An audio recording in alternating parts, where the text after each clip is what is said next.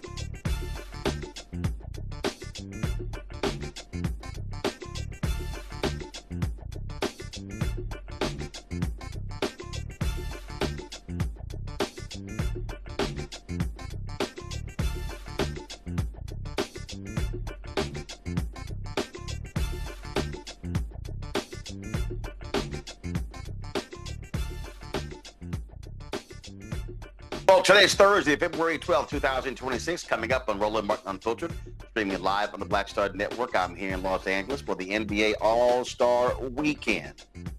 In North Carolina, early voting has started, and you have some crucial races that are taking place. We'll talk with the chair of the North Carolina Democratic Party about what their plan is to take power back in the Tar Heel state. Also, residents of Louisiana's Cancer Alley are celebrating a huge victory as it relates to environmental warfare. We'll talk with the executive director of a faith-based group leading the fight. 10 NFL openings this year and no black head coaches hired. We'll talk with DeMaurice Smith, former head of the National Football Players Association, about that. Also, a Trump nominee with a history of racism and bigotry. Of course, Donald Trump is trying to put him in the administration. We'll show you an exchange in the Senate. Plus, day 2 of the march from Wilton, North Carolina to Raleigh, North Carolina. Bishop William Barber's repairs of the breach. They are leading that. Plus, in our Black Star Marketplace segment, we'll talk to the co-founder of Affirmation Effect, who turns her son's confidence-building efforts into a brand that spreads positivity. It's time to bring the funk on Roland Unfiltered on the Black Star Network. Let's go. He's got it. Whatever the miss, he's on it. Whatever it is, he's got the scoop, the fact, the find. And when it breaks, he's right on time and it's rolling. Best believe he's knowing. Putting it down from sports to news to politics. With entertainment just for kicks, he's rolling. It's on go, y'all. It's Roland Martin, rolling with Roland now. He's funky, he's fresh, he's real, the best, you know he's Roland Martin now.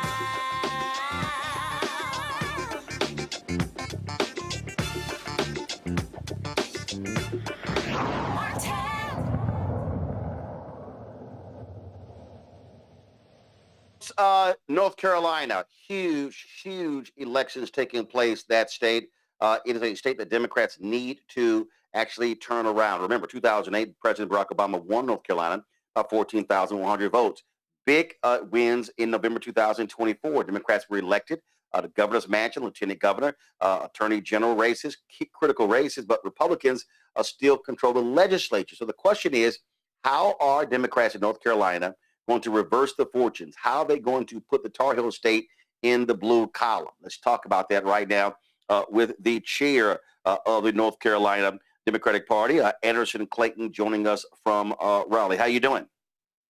I'm good, and we're here from Greensboro. We just got done doing a march with students here at A&T, so we're excited to be coming to you, and thanks for having us on the show, Roland.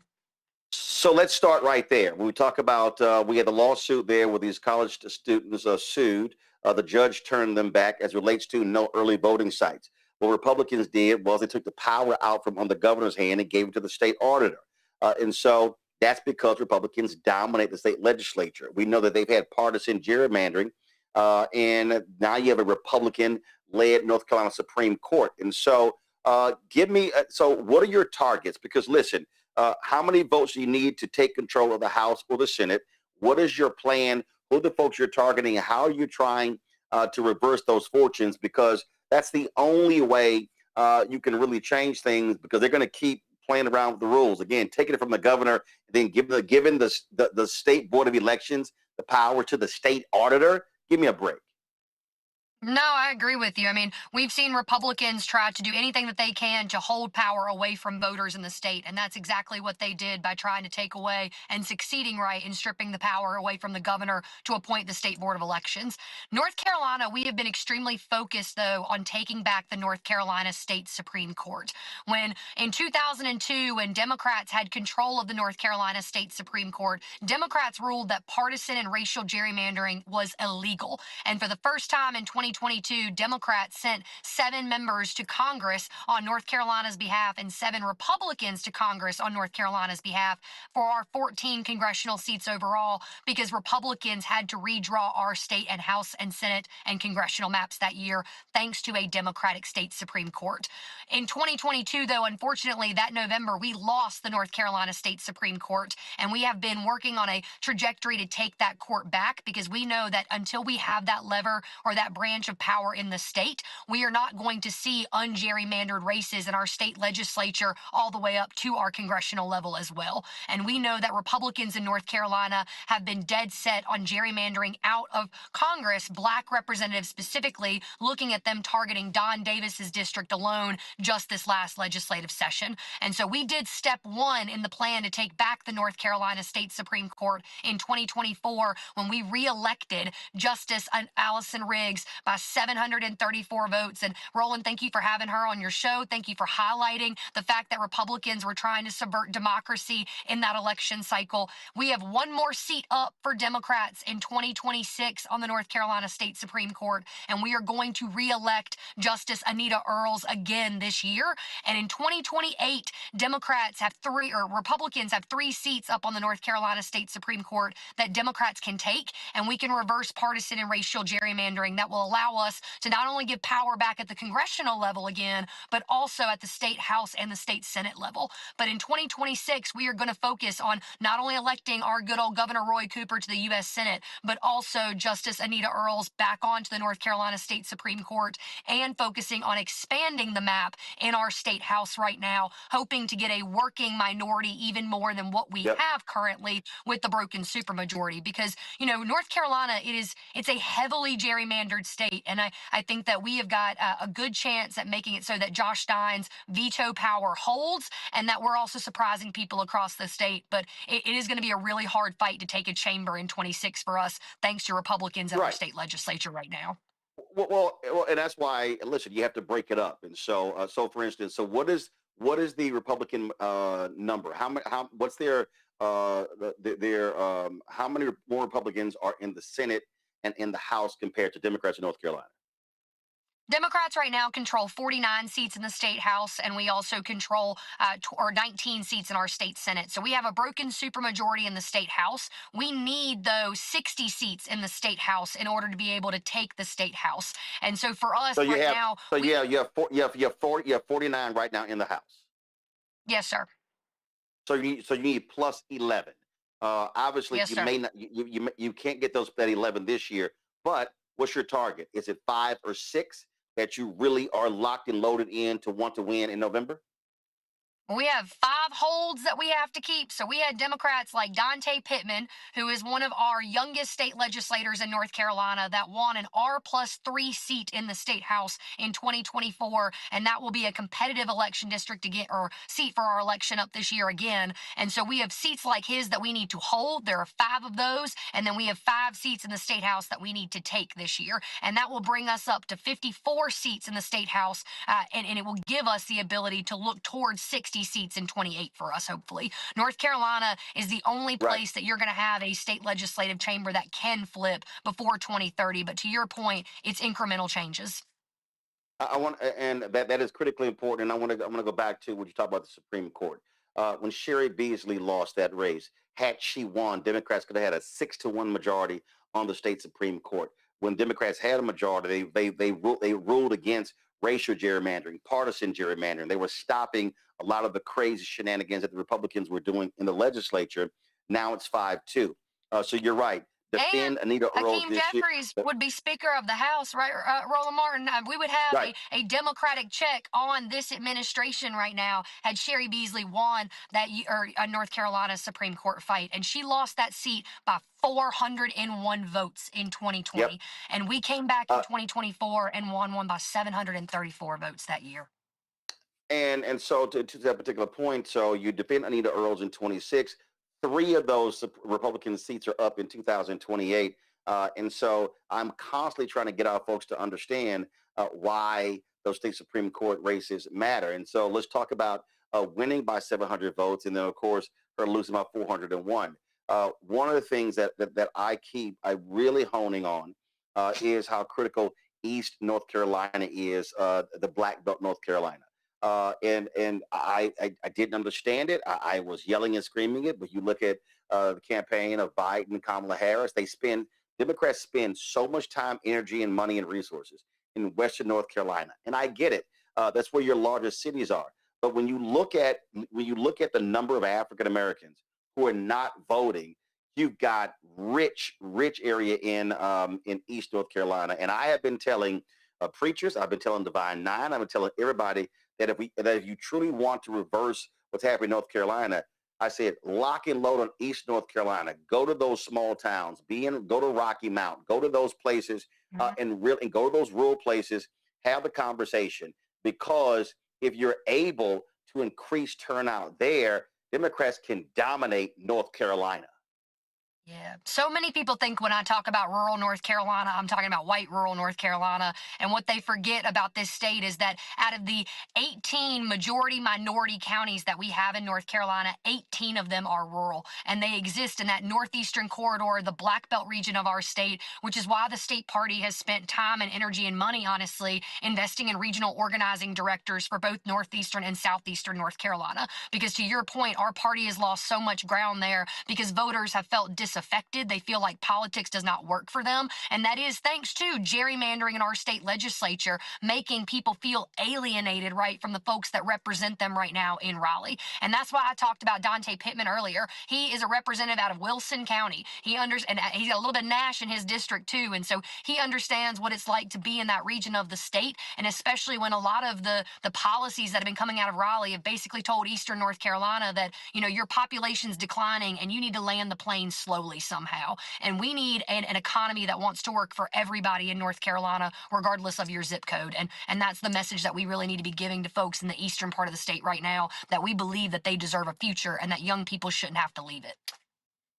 So your primary is March 3rd, correct? Yes, sir.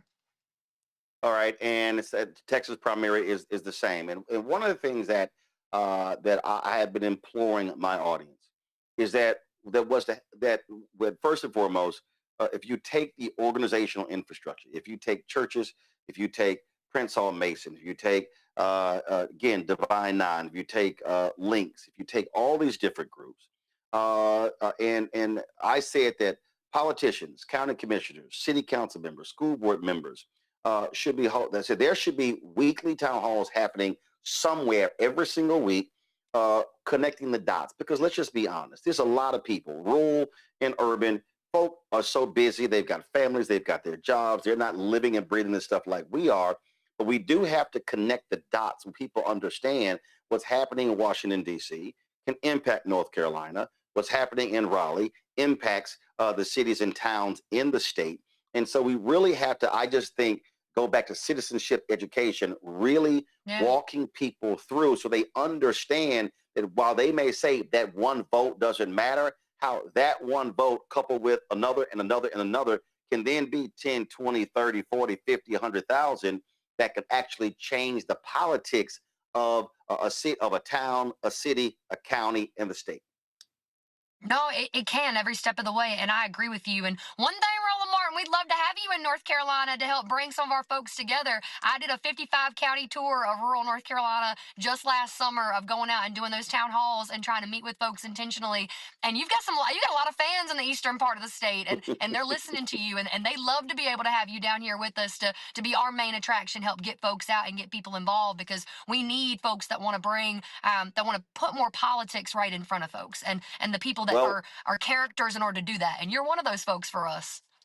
Well, we plan to do that. My team right now is in Wilson and Raleigh with Bishop William Barber in Repairs of the Breach. We've been live streaming their march. We'll be covering it, streaming it tomorrow, then covering, of course, the big rally on Saturday. I will be back on March 26th. My fraternity, Alpha Phi Alpha Fraternity Incorporated, they're holding the regional conference in Raleigh on March 26th. I'll be speaking there. We definitely plan on, like we did when Vice President Kamala Harris was running. We definitely want to come back, because when I was there, we did a show in Elizabeth City. We were in Fayetteville State. We were there in Rocky Mount. We were, I think we had 4 different shows. And so the idea is, and I've been talking with the Cooper campaign as well, the idea is being able to bring this show to serve as that rallying point, but also, again, to really educate folk to understand why voting matters, because there were just way too many African Americans who did not vote in 2024, and that could have been the difference. But as Bishop Barber says, it's a whole lot of low wage, folks who are out there working their butts off, who sit out elections. Now, if we can all of a sudden increase that by 2 to 5%, that actually is the winning coalition. We're going to do our work in the trenches this year, and I know that it's the Democratic Party's responsibility to make sure that we get out Black voters in North Carolina, but also that we're bringing these candidates. We have 170 out of 170 legislative seats filled this year, and I'm going to make sure that there's somebody in every county in the state out there talking to people about how they want to make their lives better, because I know that so many people have an idea not to believe right now that politics can actually help folks. But I believe that good government and good public servants are what we're trying to send back to Raleigh and Washington, D.C., and you all can be a part of that. So if you are listening to this and you want to get involved, please go to ncdp.org. Reach out to me. My email is on the state party website. If you've got any questions or you want to get involved. And a very big thank you. I'm sorry to be coming to y'all from my car, but it's all good. We're used to it. Those are the students that helped organize this march today on A&T's campus. I have been inspired and feel so much hope that people are going to come out. There was almost 150 students that just went in and voted in Greensboro because their voting site got stripped off their campus for the primary. The state board is getting a lawsuit thrown at them, though, from the Democratic Senatorial Campaign Committee and college voters across North Carolina that are trying to stand up against that, though. And to your point, Roland, we had a federal judge just last week rule against that. We are still going to try to change that for the general election. And so this fight is not over with, and we're just getting started with it to try to preserve this voting site for the general, too. Well, about 4 or 5 years ago, I was actually with those A&T students, marching with them to the polls in their rally. So I'm quite familiar with that. Anderson, I certainly appreciate it. Thanks a bunch. We'll be chatting soon. Thank you. All right. Thanks a lot. I'm going to bring in my panel right now. Of course, Reese Colbert, host of the Reese Colbert Show, Sirius XM Radio, joining us out of D.C., Dr. Greg Carr, Department of Afro-American Studies, Howard University, D.C. as well, Dr. Nola Haynes, Georgetown University School of Foreign Service, D.C. as well. Reese, I'll start with you. The thing here is, and it's just, I'm going to keep yelling it. I don't care. And that is, it has to be micro. That what we have to do is we've got to stop having these broad conversations, having people talk about, oh, here are our GOTV efforts. I'm like, no, go to the Board of Elections, pull the data, look at the precincts, look where the people already are. Okay. And so my whole deal is, if you're talking about a voting strategy, first of all, you start with people who are already registered. And then you say, okay, how many of those folks turned out by precinct? The data is there. It shows whether they voted or not. And then you begin to say, hey, we're going to go door to door. We're going to go block by block, go by neighborhood, and touching those folks and talking with them. All of a sudden, if you say, hey, we want to see, a 30% increase in the people who didn't turn out. You multiply that by 100 precincts around the state, all of a sudden you're talking about significant numbers. I just think that a lot of these groups out there that are doing get out the vote efforts, they're just doing them wrong. They're just trying to, let's just hope people show up re-registered. Yeah. Well, I have to say, the strategy that you just talked about is what my husband did. He is mayor of our town, and he pulled the data from the county to see who in our area, who his constituents were, their history of voting, and obviously he prioritized people that vote before going to people who never vote in the town or people who aren't even registered. And so, yeah, I mean, there's a finite amount of time. You have to prioritize your resources. You hit your high impact people, and then you get your reach people, and down the line, there is data there, and Republicans have perfected it. Republicans have millions of us in a database, and they mark some of us as dissuasion campaign people, and they have some people as persuasion campaign people. But Democrats do tend to throw spaghetti at the wall, and we get inundated with text messages all the freaking time. And Right. so there is this decentralized outreach that's about fundraising all the time. Give me $5, give me $5, as opposed to this really strategic, holistic, well-funded operation to reach the people that need to be reached, and prioritize people that you can actually get. We only have to get our capacity. We don't even have to put all this effort into people who are never going to vote, who aren't even registered, when you have plenty of people there who are registered and that are gettable voters. I was having a conversation, Greg. I was having a conversation with a group of preachers, and what I said to them is, is Greg there? Okay, Greg is not there. All right, so I'll go to Nola. The thing that I was telling the preachers, listen, if you say, how many churches are there in a precinct? And let's just say it's 10. We know in some places it's a hell of a lot more than that. All of a sudden, if I've got 10 churches in a precinct, and the precinct has 700 voters, that means that all you're asking the church to do is to say, hey, I need your church to touch 70 people, not 70 church members. And the reason I'm saying that is because we need folk to get out of their comfort zones.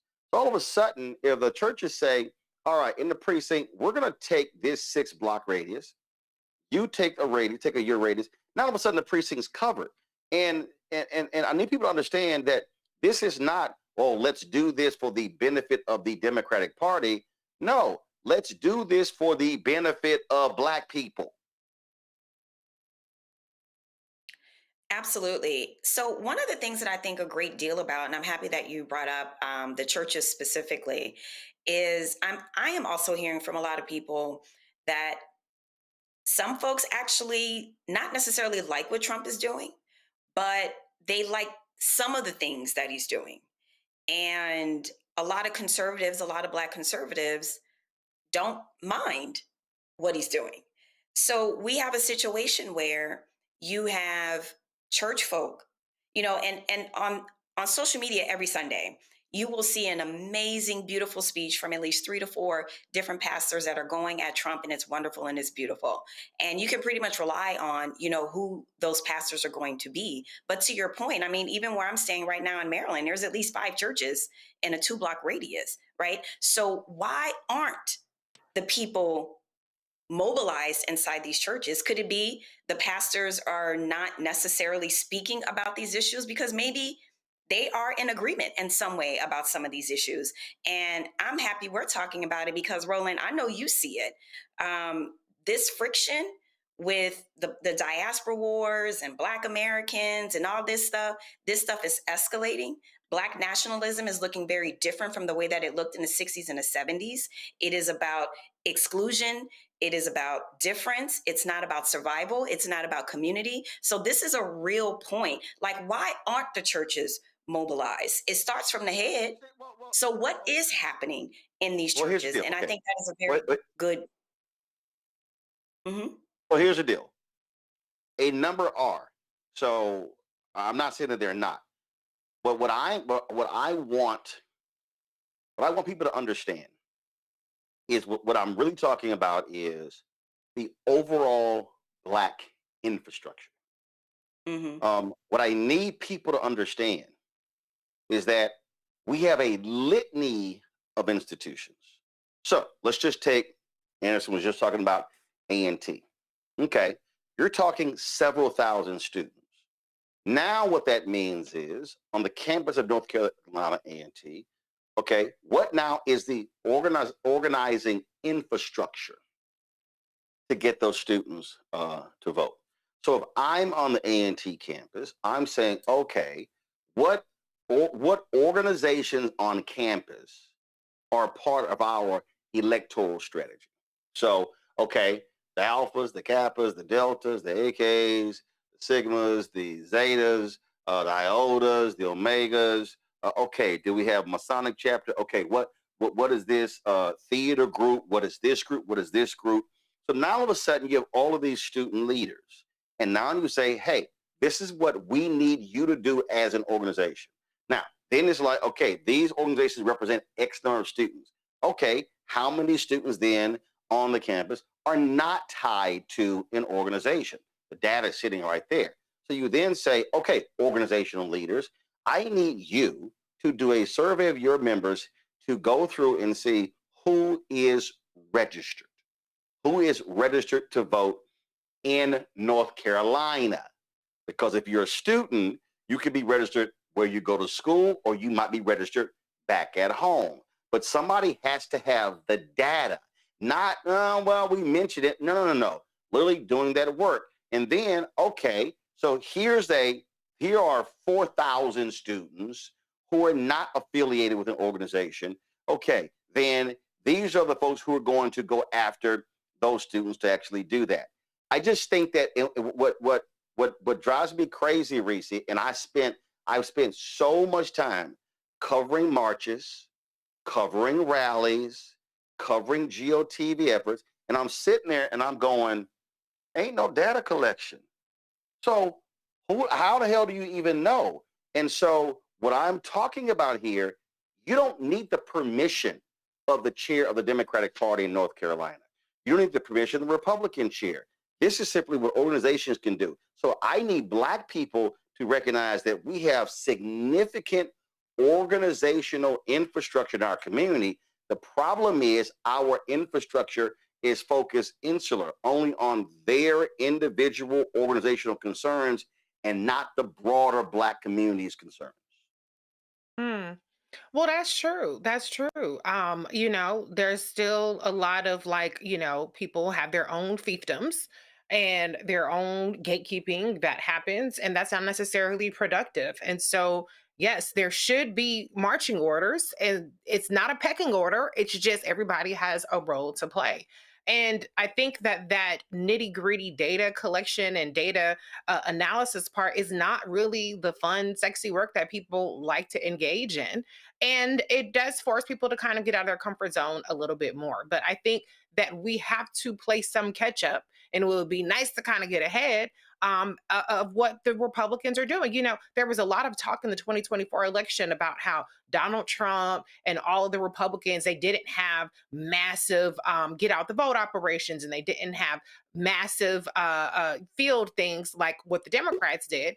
And they still won. Now, you can believe that the election was stolen in terms of Donald Trump, but they won the popular vote in the House as well. Actually, Reese, this was the mistake. What people kept saying was his campaign didn't have it. What they didn't realize was they had farmed that out. So, okay, Turning Point USA, Charlie Kirk, y'all are going to drive the 1824 voters. So they took it. So what they did was they used organizational infrastructure as its extensions of the campaign to do that very thing. What I'm saying to Black people, we don't need to wait for the party. We don't need, what I'm talking about right now is we don't have to wait for the party to do it. We could literally just do it. And that's what I'm telling Black people. Don't wait for the party. We should be doing it ourselves. And then now we, as Black people, as Black organizations, we now have the data for the next issue. So when there's a concern about something being built in our neighborhood, we have the names and the phone numbers and the emails to say, hey, we need you to come out to speak up for this or against this. And that's what I'm saying. No, and I 100% agree. I think if you wait for a party to give their blessing when their priorities are not always the same as our priorities, particularly when it comes to Black organizations. I remember being at the White House and I ran into some Black organizations and I'm like, oh, you must be rolling at the dough because the campaign has raised all this money, and they're like, say what now? And so no, we cannot wait for the benevolence of the party. We cannot wait for the party to bestow permission or even infrastructure on us. We have to build ourselves. And if we don't, then we are going to be waiting hat in hand to try to get the scraps compared to what these other white organizations and these consultants and these ad buying firms get. Yep. And Greg Carr joins us. And Greg, my whole deal also is for Black folks, when we raise money, we keep it. I go back to Win with Black Men. There was a very prominent individual who came up to me, who was involved with the Win with Black Women call and was very upset, said that, the Harris Finance Committee was mad because out of all the groups that raised money, we were the only ones who kept some of the money. And I said, yeah, I know, because I'm the one who said, let's do it. And this person was like, well, that wasn't right. I said, bullshit, it wasn't right. And I said, and guess what? I'm going to do it again. I said, let me tell you something. Here's what I'm not going to do, because we raised $1.5 million. I said, I'm not going to raise $1.5 million and hand to a campaign and then beg a white Democratic strategist, can you send some back? No, hell no. We kept $450,000 of it and distributed that money specifically to Black organizations. What I believe that should be happening right now, this is February 12th, what should be happening right now, Win with Black Women, Win with Black Men, other groups should be saying our target goal is to raise $5, $7, $10 million. And what we're going to do is we're going to fund it. We're going to run our own campaigns, our own commercials. We're going to give money to boots on the ground for door to door. And so if we're going to be asking, Black folks, and I've said to Black people, don't send the money to a party. Don't send it to a candidate. Send it to a Black Voters Matter. Send it to people who you're going to have on the ground. And so this is what I am calling for our people to do. And because what that then does is that now changes the game to where we're not sitting around, oh my goodness, it's August, it's September, it's October. Can y'all please bring us some yard signs? Oh, can y'all please pay our people so they're not just volunteering?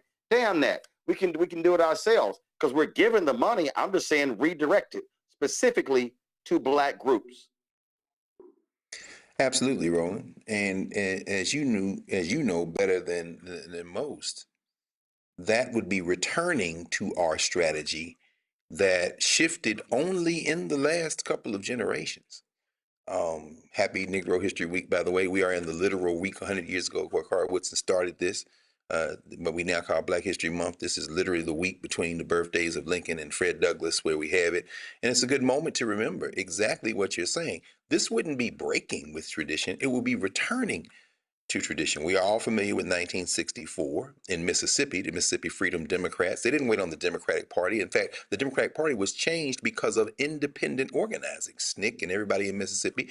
What may be not as well known is that in that same summer of 1964, right in North Carolina, northeast North Carolina, specifically Halifax County, in fact, a group of Black folk who built something that was joined by whites and by Native Americans in North Carolina, because we know that there's a significant Native American population there as well, created something called Freedom Days. It was a voter registration drive and movement that they held through the summer of 1964, as our friend and brother Bishop William Barber, of course, is having the big movement now between Wilson, North Carolina, and the state capitol there. Freedom Days. And what did they do? And this was chronicled, by the way, in the Carolina Times, which I'll come back to in about 30 seconds, but they registered voters, they knocked on doors, they did all of that work. This was not touched or coordinated by or with the Democratic Party, and it was in the tradition of what was going on in South Carolina and Tennessee and Georgia. Black folk never depended on the party for anything. Finally, if you want to read about Freedom Days, and here's where the importance of the Black Star Network comes in. It is chronicled in the Carolina Times. That was one of the black newspapers in North Carolina. Of course, I think it stopped printing around 2020, but it had been in existence since 1937. Black folk ain't never waited on the Democrats. This is a recent phenomenon. Let's return to how we used to do it. That's when we made the most progress. Absolutely, and I just want people listening to understand. If you are in any of these groups, you need to be going to your next meeting raising these questions. You need to be saying to leadership, what are we actually doing? Listen, I said it point blank. You've got in Tarrant County, Texas. There was a reason I called out the AKAs in Tarrant County, because Elisa Simmons is a black woman county commissioner, AKA, who had her seat gerrymandered by those white racists on the Tarrant County Board of County Commissioners. Now she is running for county judge. She's running against that white supremacist leader who leads it. And what I've said is, if you're AKAs in Tarrant County, I don't give a damn what y'all got going on. Your number one priority for AKAs in Tarrant County, and I dare say to the sisters next door in Dallas County, y'all should be completely going all out to say, we're going to put one of our own in as the county judge. Tarrant County is the last large red county in the state. Tarrant County is where that racist ass district attorney has been trying to put Crystal Mason in prison for the last 9 years for casting a ballot that was never actually even counted. So yeah, I when I call out groups, I'm saying that's what should be happening. And so members should be saying, leadership, what are we doing? What are we doing? And I'll say this, if you are in an organization and your leadership is unwilling to actually take up the mantle, well, then go rogue and create your own entity of members to say, we're going to do it. See, I'm just not of the opinion of asking permission and waiting for permission. Because what everybody watching and listening needs to understand, that there's no facet of your life that politics does not touch. There is no facet. You can sit here and think that, oh, I'm my own man, I'm my own woman, I pull myself up by my bootstraps. Oh, no, I dug it out of the mud. You can say all that bullshit you want to, but that's a lie. Because you know what? Elon Musk is not the richest person in the world without government help. You want to talk about technology companies? Do you want to understand how much corporate welfare the oil and gas industry gets from the federal government and state government every single year? You want to talk about tax increment financing districts that benefit the companies inside of that? That's also, again, that is a tax increment financing district. And Reese, you know all about the money. That is an entity that only government can create to say any taxes paid in this zone will go back into that zone for infrastructure improvements, things along those lines. That's a government creation. We just had Donald Trump today make it clear that the Environmental Protection Agency is not going to be dealing with the issue of gas emissions, things along those. That's government.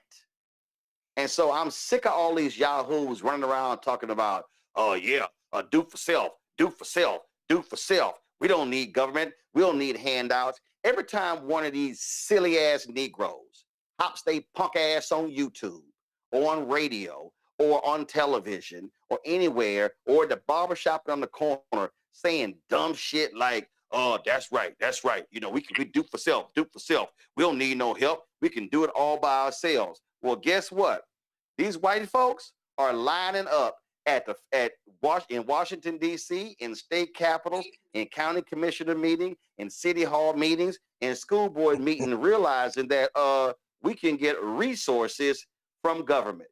So we gotta be real stupid, Reese, to say we just gonna forego the billions upon billions of dollars that we help pay into this system in order so we can make ourselves feel good by saying we gonna do for self. Yeah, that's real dumb. I mean, these folks did not get there off of meritocracy and sheer grit. They got there because they got the connections and they went out and got it. And you know, a lot of times we have been or people have tried to trick Black people into thinking that volunteering, being underpaid, and grinding through being undervalued is noble. And that shows how pure our intentions are. And we do everything for the culture, and these motherfuckers is laughing all the way to the bank. I see it on social media all the time when somebody's pay gets put on blast and it's a Black person or a person of color, and you got all the white boys on there talking shit. Oh, they didn't get some money, da da da da. And then these motherfuckers is getting 10, 15, 20, $30,000 for the same shit that they trying to blast the Black people over. And so it's a lot of money out there. And we seem to be the only ones that people look at us like, well, why are you getting the money? What is your problem? No, get the damn money. If we don't get it, they for damn sure gonna get it. Yeah, and again, I do want people to understand. Again, I covered City Hall in Fort Worth. I covered county government in Austin, Texas. I've covered City Hall in Dallas, Chicago, state government, and federal government. What do y'all think lobbyists are for? What do you think they get paid millions of dollars to stop legislation or push through legislation to get tax breaks and other things? And so again, if any Yahoo yelling do for self starts running their mouth, they don't know what the hell they're talking about. Politics is about the distribution of resources, taxpayer-funded resources. And so, as Frank Lucas said, I'm going to get that money. Well, you know what? If they are going to petition the government to build up their neighborhoods, to build up their companies, then why in the hell would we check out of a system where they are benefiting from? That's just like giving free money away and you get no return. Nah, damn that. We're not going to do that. We're not going to do it. I want to switch topics. We've been covering what's happening in Louisiana with Cancer Alley. And of course, Donald Trump and his shameful administration, of course, pulled out of the particular lawsuit as it relates to what was going on in Cancer Alley. Those folks continue to fight. They've been battling. And so they have a win now under their belt. And I want to talk about that because it really is critically important. With their law, a judge ruled that groups representing the residents can move forward with their landmark lawsuit. It seeks to impose a pause on toxic industrial plants located in 2 majority Black districts in St. James Parish. Cancer Alley is a corridor along the Mississippi River, folks, between New Orleans and Baton Rouge, home to 150 industrial facilities that produce a quarter right there along of the nation's petrochemicals, disproportionately impacting African Americans. Joining us right now. All right, so we have an audio issue with our guest. So let's do this here. Let's go to a break, a quick break. We come back. We hopefully have that fixed. You're watching Roland Martin Unfiltered on the Black Star Network.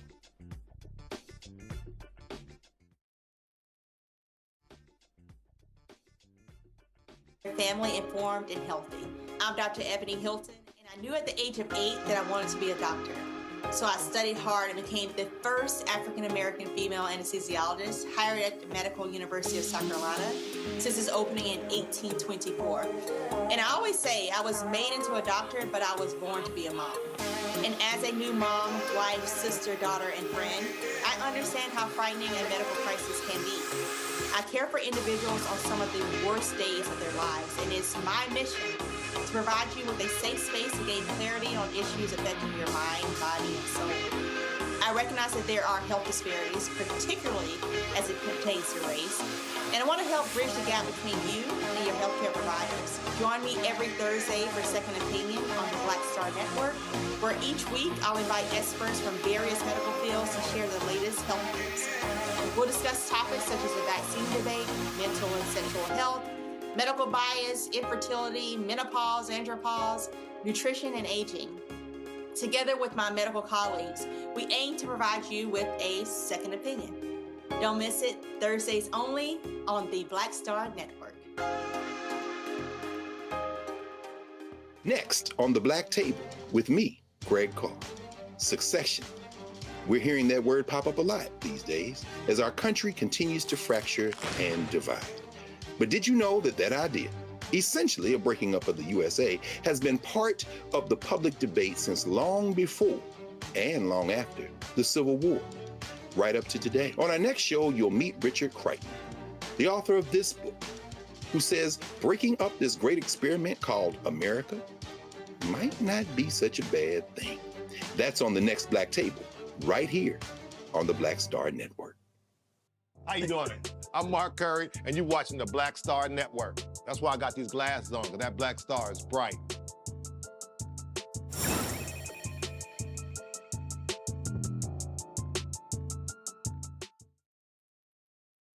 All right, folks, welcome back. We're still getting the audio straight up from our guests for Cancer Alley, so we'll have them soon. But how many times have I told y'all Donald Trump welcomes white supremacists in his administration?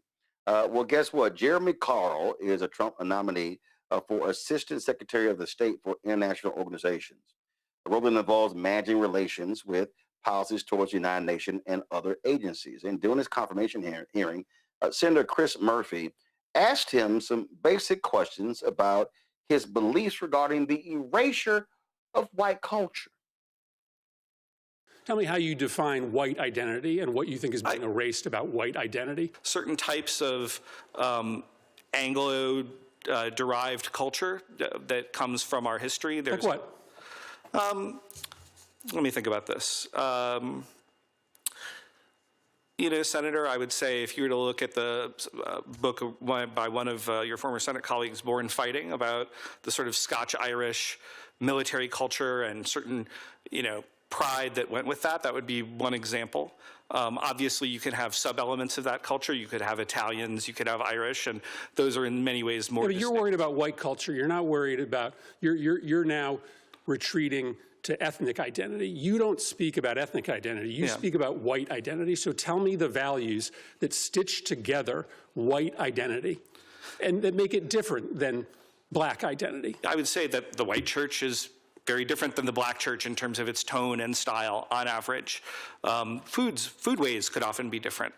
And those music could be different. And those are being erased. Music could be different. Well, if you look at the Super Bowl halftime show, which was not in English this year. So our ability to access white churches or white food or white music is being erased? I am concerned with the majority common American culture that we had for some time that through particularly mass immigration, I think has become much more balkanized, and I think that weakens us. And again, I'm not running away from that comment. I'm not apologizing for it. Well, I'm way over my time. I think you're struggling to answer this question, right? Because underlying your beliefs is a sentiment that white culture is just simply better.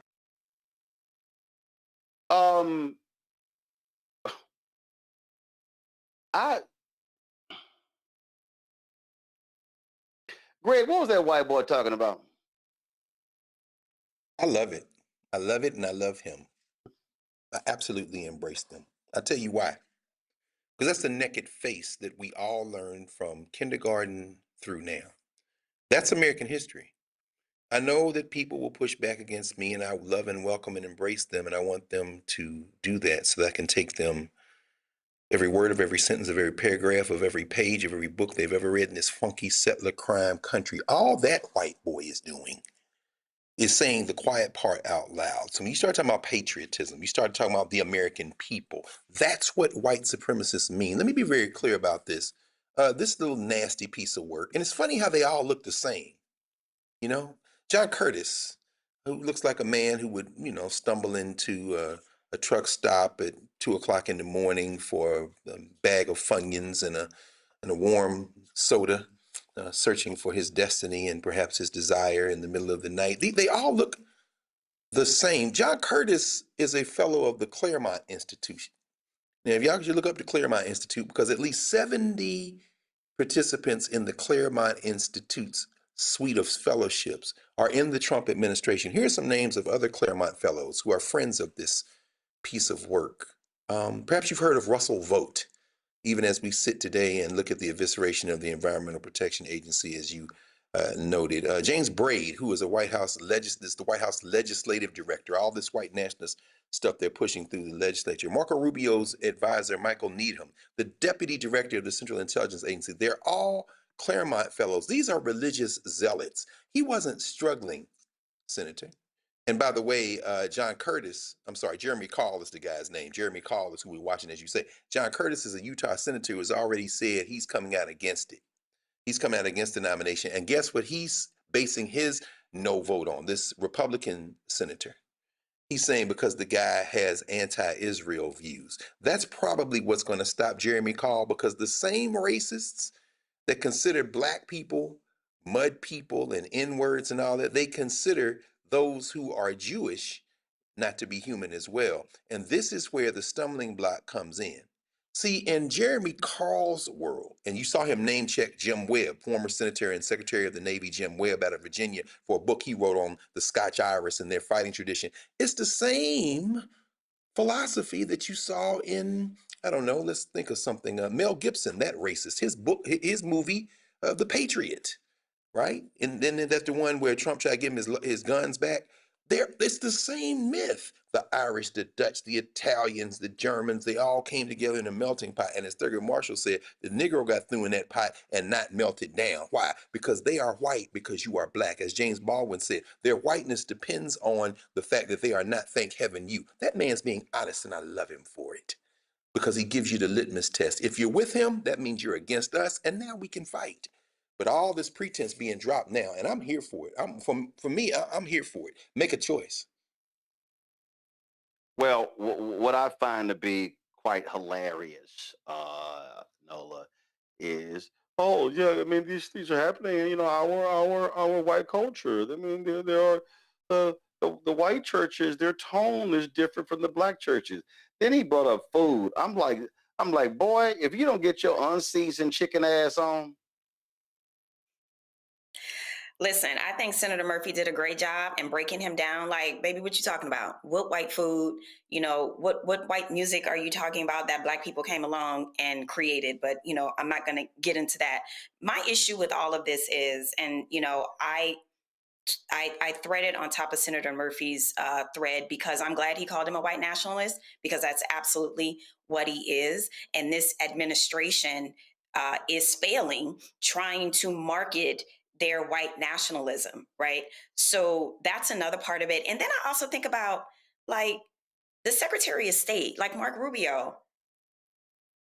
What is going on? Like, the way you carry the water for white supremacy as the Secretary of State of the United States of America, that is so unbelievably sad. Because he had to okay this nomination. He had to okay for him to sit there and to even go through this process. So the fact that this brown man, who clearly hates everything about who he is and his heritage, is literally carrying the water for white supremacy and wanting to adopt it and put it into our foreign policy and go out into the rest of the world and sell it. It's not going to work. It's falling apart. And I am actually having a good time watching this particular product that they're trying to sell fall flat on its face. But seriously, Mark Rubio, I don't know what is going on with you, but someone who cares a great deal about Department of State and the work that comes out of Department of State, this ain't it. And whatever you need to do, whoever you need to pray to, whatever come to Jesus moment you need, whatever identity moment you need, I hope you have it, because this is sad and this is pathetic and this is going to be your legacy. Well, and bottom line is this here, Rubio wants to run in 2028, Reese, and it's like, okay, we'll be happy to bring up the white nationalists, white supremacists who you allowed to work underneath you. And listen, what Donald Trump has done, to Greg's point, hey, they don't need sheets, they don't need hoods. They like, no, we get to openly serve. He got people, Nazi-loving folk who are in the administration. So they got no problem embracing racists. But then it's like, but don't you dare call him a one. Well, he walked like one, talked like one. I think he is one. Well, first of all, let me say, fuck Marco Rubio. You will never be president, bitch. That's number one. And then number two, your white culture is not getting erased. We're not fucking interested. That's what's happening. We're not interested. If we were interested, then that dingy, dirty, dusty, mangy-haired ass Kid Rock halftime show that was on YouTube barely would have got 130-some million views like Kid Rock got. It's enough for y'all if people was really interested to run those numbers up. But we're not fucking interested. And we don't exalt you because ain't nobody coming to see you, Opie. Look at you. Ugh. Yuck. Yuck. More accurately, y'all just mad that we are not interested. And I actually very much celebrate y'all having y'all own shit because we don't need y'all fucking up the boots on the ground, the flex, and the Tamia line dance. I'm very, very, very much happy that we do have our own shit. That ain't the white shit. So if y'all white shit was more popping, then it will be something that everybody's interested. But in the meantime, in between time, we're gonna be over here minding our business, and you stay your motherfucking ass over there. Well, you always know when it's interesting when you got the white bands, LSU and Georgia, trying to play neck during games. You got that, and this is also you look at this white racist here. And I wasn't gonna talk about it, but I'm gonna slide this in here. And y'all, I need y'all control. Can y'all please let me know if the Cancer Alley guest is audio has been fixed? I don't know if y'all saw this here, but that lame fool, Gene Simmons, decided to weigh in. So he gave a podcast interview where he said that that hip hop stars, quote, doesn't speak his language. They should not be inducted into the Rock and Roll Hall of Fame. He said the fact that, for instance, Iron Maiden is not in the Rock and Roll Hall of Fame when they can sell out stadiums and Grandmaster Flash is. Ice Cube and I had a back and forth. He's a bright guy and I respect what he's done. It's not my music. I don't come from the ghetto. It doesn't speak my language. I said in print many times, hip hop does not belong in the Rock and Roll Hall of Fame. Nor does opera, symphony orchestras. It's called the Rock and Roll Hall of Fame. He said, but I shot back and said, no, it's the spirit of rock and roll. Okay, fine. I just want you to know when Led Zeppelin is going to be in the Hip Hop Hall of Fame, music has labels because it describes an approach. See, and I'm going to go to you, Greg, first on this one. See, first of all, this is what I found to be very interesting. First, anybody who understands music knows that music genres are a result of Jim Crow. Music genres were put in to distinguish music. So therefore, what do they call pop compared to what do they call urban? It used to be called, they classified black artists as race music.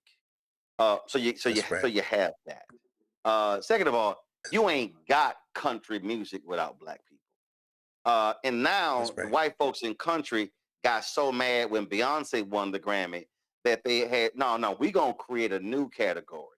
It's going to be best traditional country and best, I don't know what the hell they call contemporary country. Because they like, we can't have this again. Now, I find this hilarious because Kiss literally stole its look from Patti LaBelle and her group, how they dressed. In fact, the guy working with Kiss went and got the clothes designer of Patti LaBelle's group in order to create the costumes of Kiss. Then Gene Simmons shows his ignorance and his bigotry by saying, well, I don't come from the ghetto. Well, I don't know that many folk who, even in white suburbia, are locked in closets, dressing with full makeup on, wearing outlandish suits, listening to rock. So yeah, that doesn't speak my language, but I can still say what belongs in Rock and Roll Hall of Fame. The reality is, what they don't like is they still abide by the notion that Elvis is the king of rock and roll, knowing full well it's Chuck Berry and Little Richard. So really, Gene Simmons, you can sit your little made up ass down because let's just be real clear. You Jewish. It's a whole bunch of white folks who wouldn't want your ass in the Rock and Roll Hall of Fame. Mm-hmm. Mm-hmm. Well, he's a white nationalist, just like Marco Rubio is a white Latino. So their identity is in their whiteness, just like Stephen Miller, who also is technically Jewish, is a white nationalist. So they cling to their whiteness, and I encourage them to. And I'm glad that you connected and lashed he and the rest of his bandmates to LaBelle. And for the young people, just look up Labelle. And when you see Nona Hendrix and when you see Patti LaBelle and the rest of them, you will. And then just pull up KISS and you'll see Gene Simmons with his rip-off ass, exactly what you said. You know, I would encourage Gene Simmons, if he can indeed read the English language, to pick up Craig Nciardi's history of the Rock and Roll Hall of Fame. Nciardi is the founding curator of the Rock and Roll Hall of Fame. And before he got involved with the Rock and Roll Hall of Fame, which was basically an idea, he was the first curator. He was working at Sotheby's. The Rock and Roll Hall of Fame is about money. It's about artifacts. It's about big acts. It's about attracting eyeballs. And as you said so brilliantly there, Roland, the label rock and roll does not describe an approach to music, Mr. Simmons. If it did, as you say, Chuck Berry and Howling Wolf and Muddy Waters and Little Walter and all of those folks would rip that electric guitar out of your hand, and as they slapped you with it, take you all the way back to the West African shores and to Mali, where you could see that guitar's parent. My little friend, go to the 16-string Cora if you want to see the parent, because you, my friend, were crawling around in the caves and hills of Europe trying to figure out where you would eat your dinner, and perhaps if you could cook it with a little bit of fire, while the Africans were perfecting the musical instruments, the very ones that made you famous. So, but if you read that book, what you'll see is Nciardi and them, these guys are marketing. And it's what you said, Roland. When, what's the sister out of Columbus, Georgia, Ma Rainey and all the rest of them, they call all of it race records.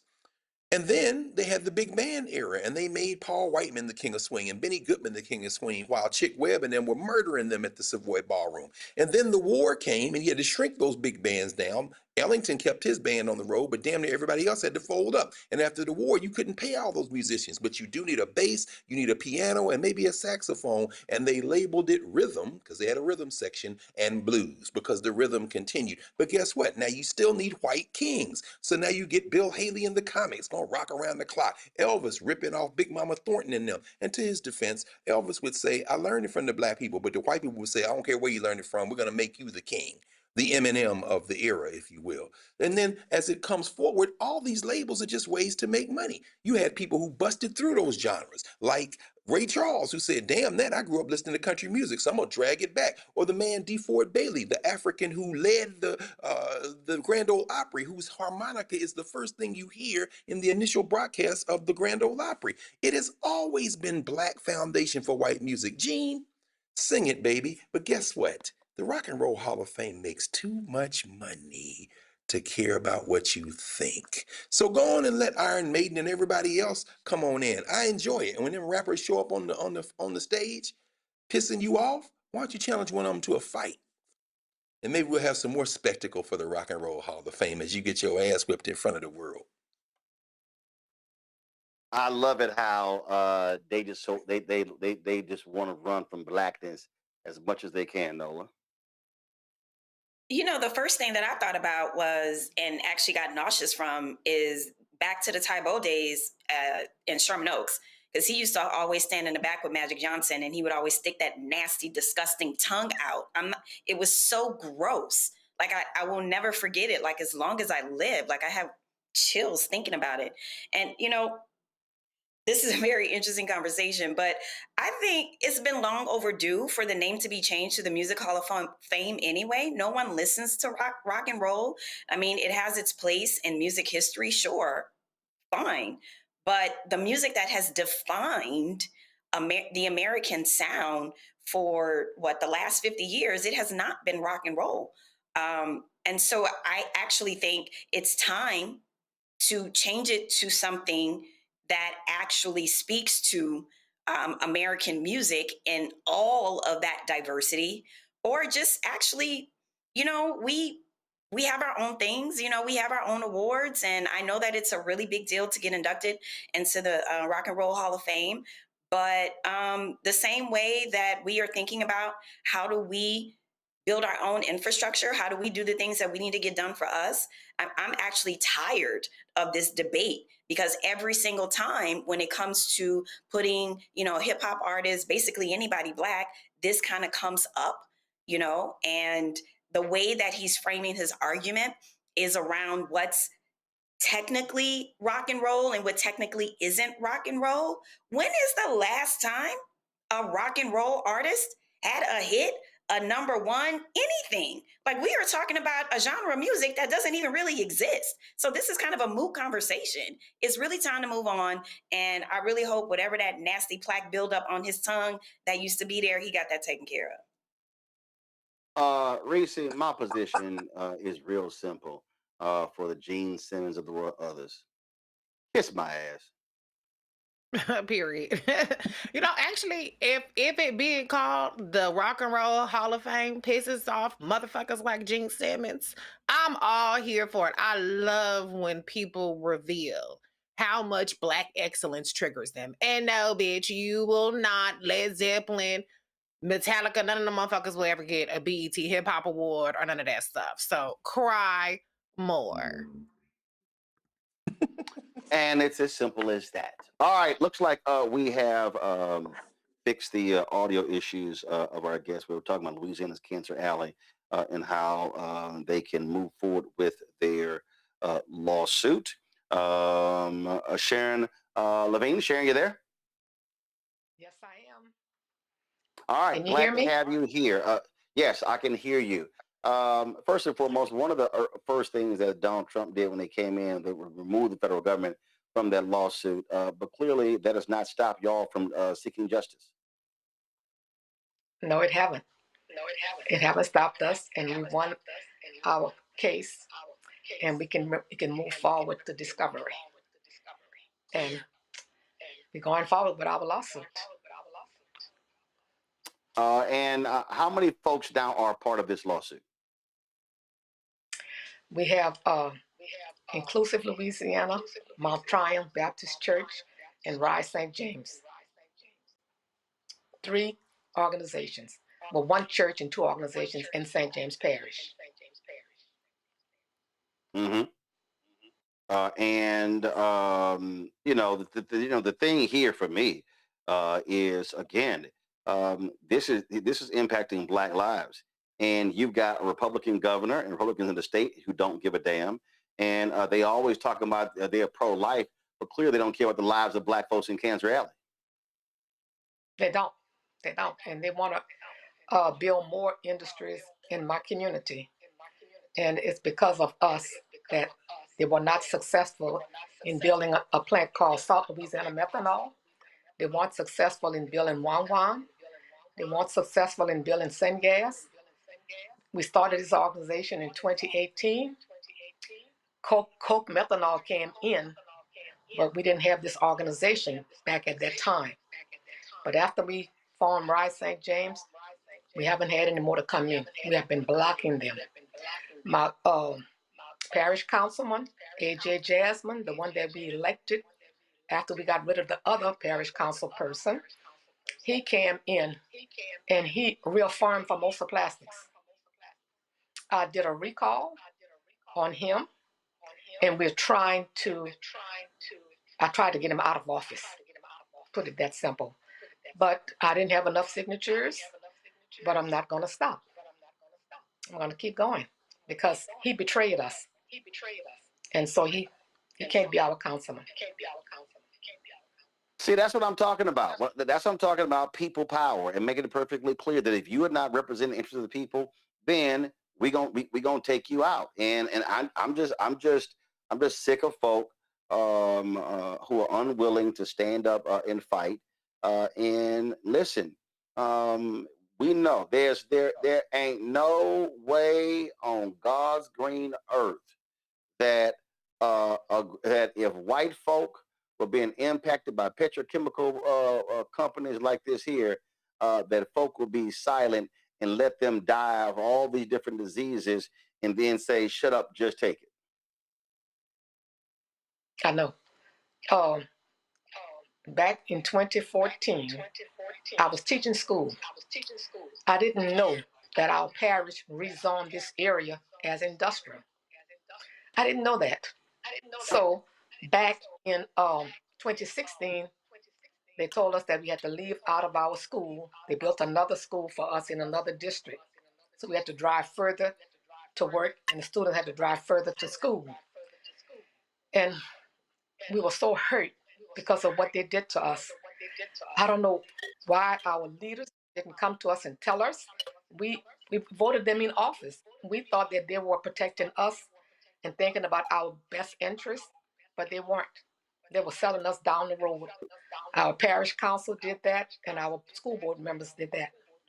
And when we found out about our school being sold, it was 2016 that we found out that our school was being sold.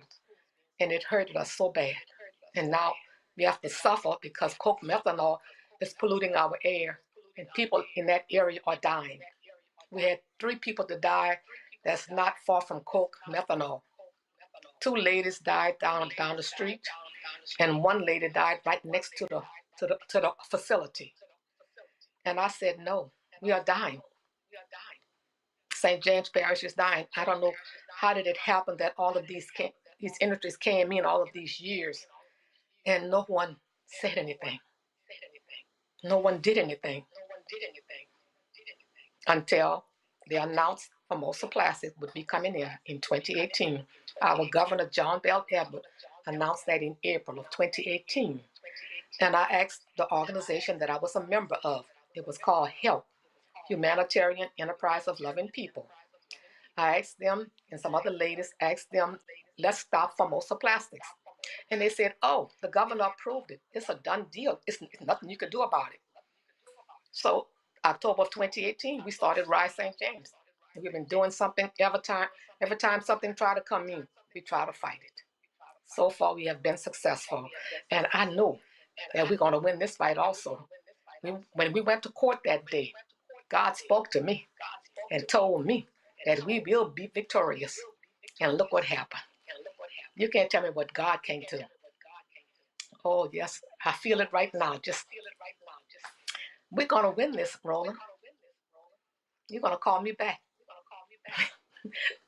Well, I want to remind everybody who's watching and listening who doesn't know this.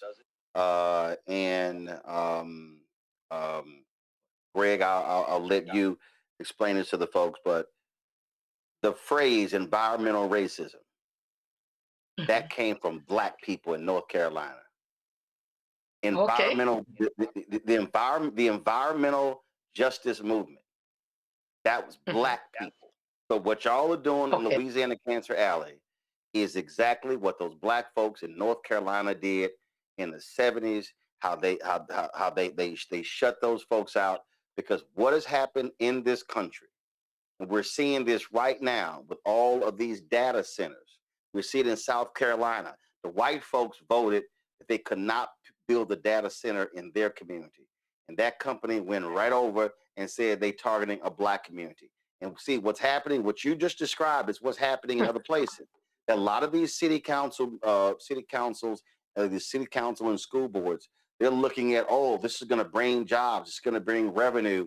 And I'm like, everything about so-called economic development, it just should not happen at the expense of the health and the lives of the very people. Because you ain't got no people well enough to work, then it don't even matter. But what y'all are doing is exactly what Black people have always done, and that is fight for environmental justice. Yes, it's a fight for our life, because we had so many people dying, and I didn't know what was going on. Well, I am glad to see that the judge agree with y'all, move forward. Hey, Say it again, guys. All right. Her signal frozen. Well, Sharon, listen, y'all keep putting that work in. Keep us abreast. We're going to keep covering this story. And congratulations. And I hope y'all are successful in what y'all are doing. Let me thank her as well. We'll quickly go to Pam before I go to the break. I mean, listen, Reese is point blank. When we talk about, we started the show off this way. Ain't nobody gonna care more than the folk who live there. And these folks, they don't have a lot of money. These folks they ain't got PhDs and masters and all that sort of stuff. But what they're saying is, if you gonna sit here and we gonna take you out, we gonna target you, and we're going to put that pressure on you to do what's right when it comes to our community. And I think that is just so important. Absolutely, it's important. I mean, the cavalry is not coming to save us, and power concedes nothing without a demand. And so people have to exercise their power, they have to exercise their capacity, and you have to start at the local level and make sure that you're leaving no stone unturned in terms of who gets elected. In Louisiana, it's parishes, towns, counties, whatever the situation may be.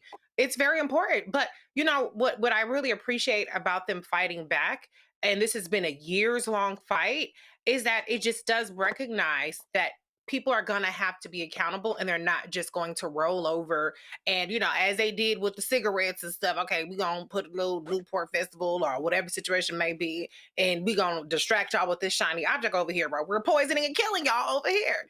So I appreciate that this case is going forward. I appreciate that it's related to slavery and the 13th and 14th Amendments. But I think what's also very important is for us to recognize that the data shows that this is a targeting of our communities. It's not that we have poor health outcomes because there's something innately inferior about us. It's not through our personal habits. It's because of environmental racism. And that is only going to explode even more with what this administration is trying to do with data centers, targeting Black areas, what they're trying to do with infrastructure, what they're trying to do with rolling back the EPA's role in stopping climate change. It's going to get worse unless we have more people like the people of this parish who are fighting back. And the thing here, Noah, that I keep saying to people, you heard the sister say, you know, I found out later this is going on. This is why I tell people, when the election is over, there's the end of one process and the beginning of another. We gotta have people going to city council meetings to know what's on the agenda, to know what's being approved, to go to those committee meetings. This is why when I talked about how we had, you know, in the 70s and 80s, you had this Black infrastructure where you had Black people in many of these cities and towns, and they were the folk who kept us apprised of what's going on, and something went down, and they sent the clarion call. And to the people out there, understand, you can't do this just sitting at home tweeting or posting on TikTok and Instagram. No, you got to be in the room. You got to be looking up an agenda going, hold up, what's this project here? Because too often we are responding to something after it's already been voted on, after it's already been passed, and now we're trying to stop it, as opposed to stopping it on the front end. Yeah, definitely. I hear what you're saying. And I think there needs to be a complete shift in thinking, because growing up in New Orleans in the 80s, I mean, to this day, when I smell chemicals, I mean, it reminds me of my childhood. You know, it's a reason why I have asthma. But growing up in the 80s, you know, and my parents coming out of, my dad was a big SNCC guy. Oh my God. Like when Rap Brown recently died, you know, like my dad's a big SNCC person. And there really was these conversations around not only how to protect, you know, your Black child, but this idea of wanting to move towards something else because of the Black leaders that died. And when I think about the 80s being all about, you know, kind of yuppieism, and when I think about my environment, you know, when you have the Black parents who have the minivans and that the kids are in private school, and there really is this kind of idea of wanting to kind of leave those bad things behind and we want to move forward to something else. And it's in that something else and wanting to move away from it where we lost a lot of what you're talking about, Roland. A lot of the things that Greg is talking about. A lot of the kids that come from, the 70s, the 60s, 70s parents, we are in this kind of weird space of wanting the capitalistic, materialistic dreams. And a lot of that is staying focused and not wanting to have to think about the bad things about politics and to get involved because we're supposed to be living in the American dream. Right. So I think that is very important to talk about and why it's so hard to get people to want to pay attention, to get people to want to be involved, because they simply just want to live their lives. They simply want the American dream. But what people need to understand is that that so-called American dream, first of all, it doesn't exist. But if you want it to exist, you got to fight for it. You got to fight for it. Nobody's going to hand it to you. And that's what they're doing in St. James Parish. And Louisiana has a long history, of this in activism, Plessy, that's just one example. But I genuinely think we need to really have dialogues about this moment that we're in. People who don't want to be in this moment, but we have no choice because this moment is here. It's upon us, right? But there's a lot of folks that I have conversations with. They're like, I can't pay attention to all of that. It's too much. It's too much going on. I need to focus on my life. And it is those folks that we need to reach, that we need to talk to, that probably aren't watching this show tonight. Because the people that are watching this show tonight, they're the ones we don't need to be worried about. It's the people that are apathetic and at home because they want that American dream that somebody told them about. No, I disagree with that. Because I'm going to tell you right now, not everybody who's watching this show is locked in and community driven. I can tell you personally, I've heard from a lot of people who said, man, somebody forwarded me the clip, or I saw this and I saw that, and I didn't know, and it got me involved. And the reason, and that's why we have to keep repeating that and stating that, and not assume that people are highly engaged. One of the reasons why I like to just be very methodical with this micro approach, Greg, is because all I hear from people, and I hear this everywhere, and I know you do as well, and Reese doesn't know that. If people want to do something, but most people believe that they don't have power. Most people say, "Oh man, I don't have money. I'm not educated. I'm not one of the big people. So therefore, I can't impact this." And what Sharon just showed us is what happens when you have a stake. You have a stake in your community. She is trying to save Black lives. She's trying to save the lives of poor white folks who live there as well. And what these people are saying is, we live here. It doesn't matter about our education. It doesn't matter about our income. These plants are killing us, and we're going to do all we can to shut these places down. And that's what I want people watching or listening to this show, and they come across it, to understand you can absolutely be a difference maker, but you can't do it if you don't engage, if you don't engage yourself in the political process, if you're not going down to City Hall and making demands of government. That's right. It's the only thing that has ever worked. And I forget who that statement is attributed to. So never think that a small, dedicated group of people can't change the world. In fact, it's the only thing that has ever worked to do that. And listening to Miss Cheryl Miss Sharon rather. Listening to Miss Sharon, that's exactly right, Roland. It looks micro until it becomes macro. She absolutely has the spirit of Fannie Lou Hamer or Ella Jo Baker, particularly Miss Hamer, because she is convicted spiritually. And I watched you as she was saying, I was going up the steps of the courthouse. God told me we were going to win, and you just kind of nodded. That's what victory looks like. It wasn't defeatist. There was a spirit about her, the way she was looking, and you just feel not just that confidence, but that serenity, because our cause is just. And, it's interesting. A couple of things. I am very much encouraged, even as we know that the judge in this case, a Clinton appointee at the district court level, I think is probably more open to that. And we know that, of course, that nasty ass Fifth Circuit sits there waiting for the appeal. Yeah, I was very much encouraged by them pursuing not only a 14th Amendment argument, as Reese said, but as you also said, Reese, a 13th Amendment argument. because it is indeed a badge and incidence of slavery. I think the 13th Amendment has been unnecessarily narrowed over the arc of the last 150 years. It should be revived as a tool in the ongoing intellectual war in the courts.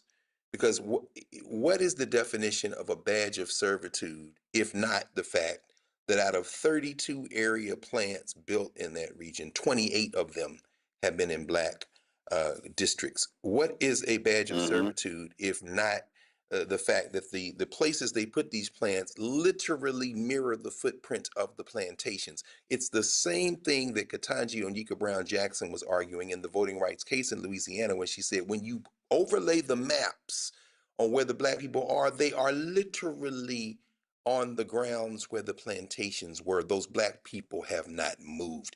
I think it is a compelling argument. I think the news, as you reported earlier in the show about the Environmental Protection Agency and the rollback of the 2009 finding about greenhouse gases, which, by the way, does not overturn the 1970 Environmental Protection Act, the Clean Air Act, rather, which didn't name greenhouse gases in the way that the 2009 finding did, but did leave room for the Supreme Court in a landmark case to say greenhouse gases should be included. This is why young people in particular, when you're in your law students, my law students, we were talking about this last night in another related area, in another area that was related to, environment.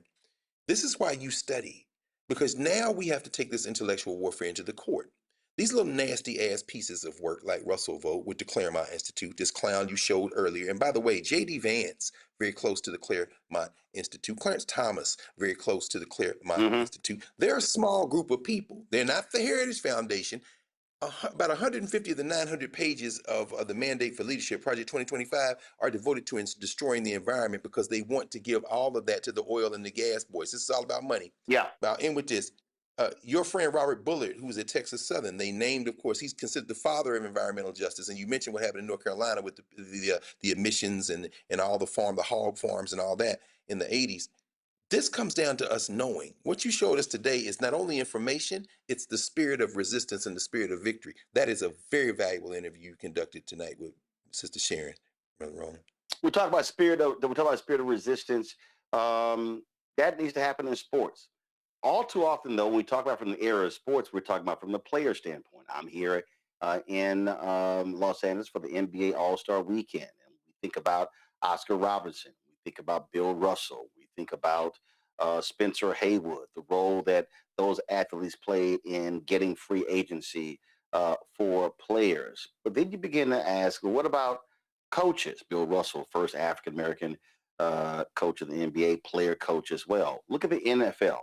Just had the Super Bowl that just took place, and you saw that the play caller for the Seattle Seahawks is the Clint Kubiak, the son of former Houston Texans head coach Gary Kubiak, is now the head coach at the Seattle Seahawks. You look at the massive nepotism in the NFL. There were the sons and the grandsons and the cousins and the nephews, how they all get all of these jobs. 10 openings in the NFL, not one Black head coach. But part of that is also because the coaches don't have a union. They don't. DeMaurice Smith is the former executive director of the NFL Players Association, has a fascinating book called Turf Wars. You want to check that book out. Go look at the interview that I did with DeMaurice, who was on the show. And DeMaurice, Brian Flores sued the NFL. His lawsuit is still ongoing. Yep. He's now the highest paid defensive coordinator in the league at $6 million with the Vikings. If Brian Flores was white, oh my God, every single one of these owners, this man has his defense for the Minnesota Vikings is scary good. Not as good on Houston Texans, but damn close. Right. But if that was a white man, please, they would be saying, what can we give you to become our head coach? Well, first of all, if he was white, nobody would even know the name Brian Flores, right? He would be the successful coach of an NFL team that over a period of years has done nothing but excel, right? He would be among just about everybody else. We know who Brian Flores is because he's one of the few brave people that decided to take on the National Football League. And so here we are, and you, of course, seen it from the player standpoint, but you also see it from the coaches. Yep. I love how the goalposts get moved. I love how, oh, no. In order to become a head coach, you need to be a coordinator. All of a sudden, all right, okay. The brother, because see, the black coaches used to be the wide receivers coach, the running backs coach. Right. That was the only two jobs. Then now all of a sudden, then you begin to see, then there was a period where like, offensive, I think about Mike Tice and other offense, like, hold up. How you go from offensive line coach to head coach? And then it was like, oh, no, but you had a coordinator. Well, John Harbaugh was a special teams coach, became head coach. Dan Campbell was tight end coach, became the head football coach at Detroit Lions. So then the black coaches like, okay, put their head down, and they start becoming defensive coordinators left and right. Then Byron Leftwich becomes an offensive coordinator, wins the Super Bowl with the Tampa Bay Buccaneers. Right. Ain't been hired since. Right. So it's amazing how, and then now, the Rams had a guy who was the assistant wide receivers coach, who's now a head coach. Yeah. Look, can I give you a couple of stats? I mean, I wrote an article for the Yale Law Journal in 2023 called The Rooney Suggestion.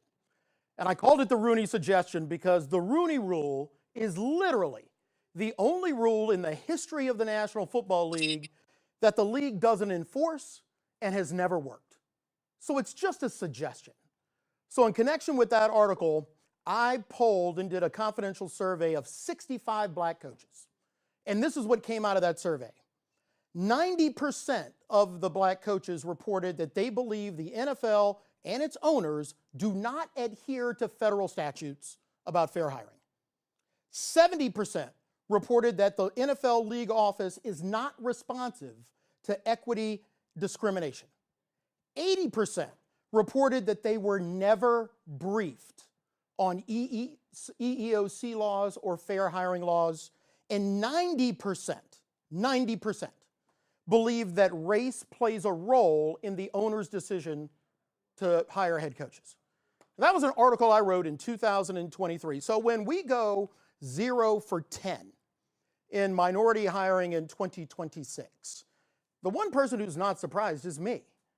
It is a closed system where the owners simply want to be able to do whatever they want to do about whatever they want to do to whoever they want to do it to. And because it is a closed system, there is no accountability structure.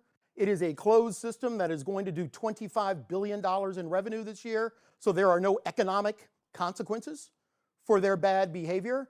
But here's, and this is going to be a little bit of a hot take, but here's the other problem. Every city in which there is an NFL team, every state in which there is an NFL team, has comparable state laws that require fair hiring standards. And not one state attorney general, not one, has ever taken the league to task to enforce the state law for fair hiring. And that's a failure. That is just simply a failure on a closed system. So there's plenty of blame to go around. But at the end of the day, you're talking about a mentality of a system that we know has a plantation mentality, that we know.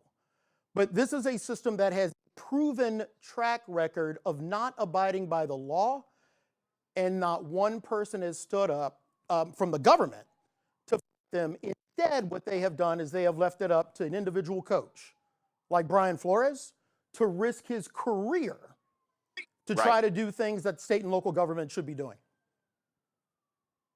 Hot take? Go ahead. Hot take? I mean, I'm not going to make a lot of friends with the state attorney generals, but it's true.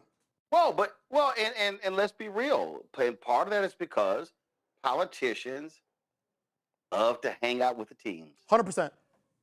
They love to be around, whether it's the NBA, the baseball, or football. They love to be around, and the owners, they court them. We know who sits in the suites. 100%. And the problem is the way fans operate. Fans act like they're the owners. How dare you call out my team? How dare you question my team? 100%. And so those people are also voters. Right. No, and that is the system. It is a Look, I ran the NFL Players Association for 15 years. My job was to try to make it better for the players, you know, the next day than the day before. But look, I tried to unionize assistant coaches, and my predecessor, Gene Upshaw, tried to unionize coaches for almost 2 decades.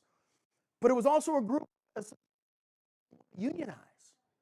So, you know, we find ourselves now in an untenable system where there is no outside pressure for compliance to the law.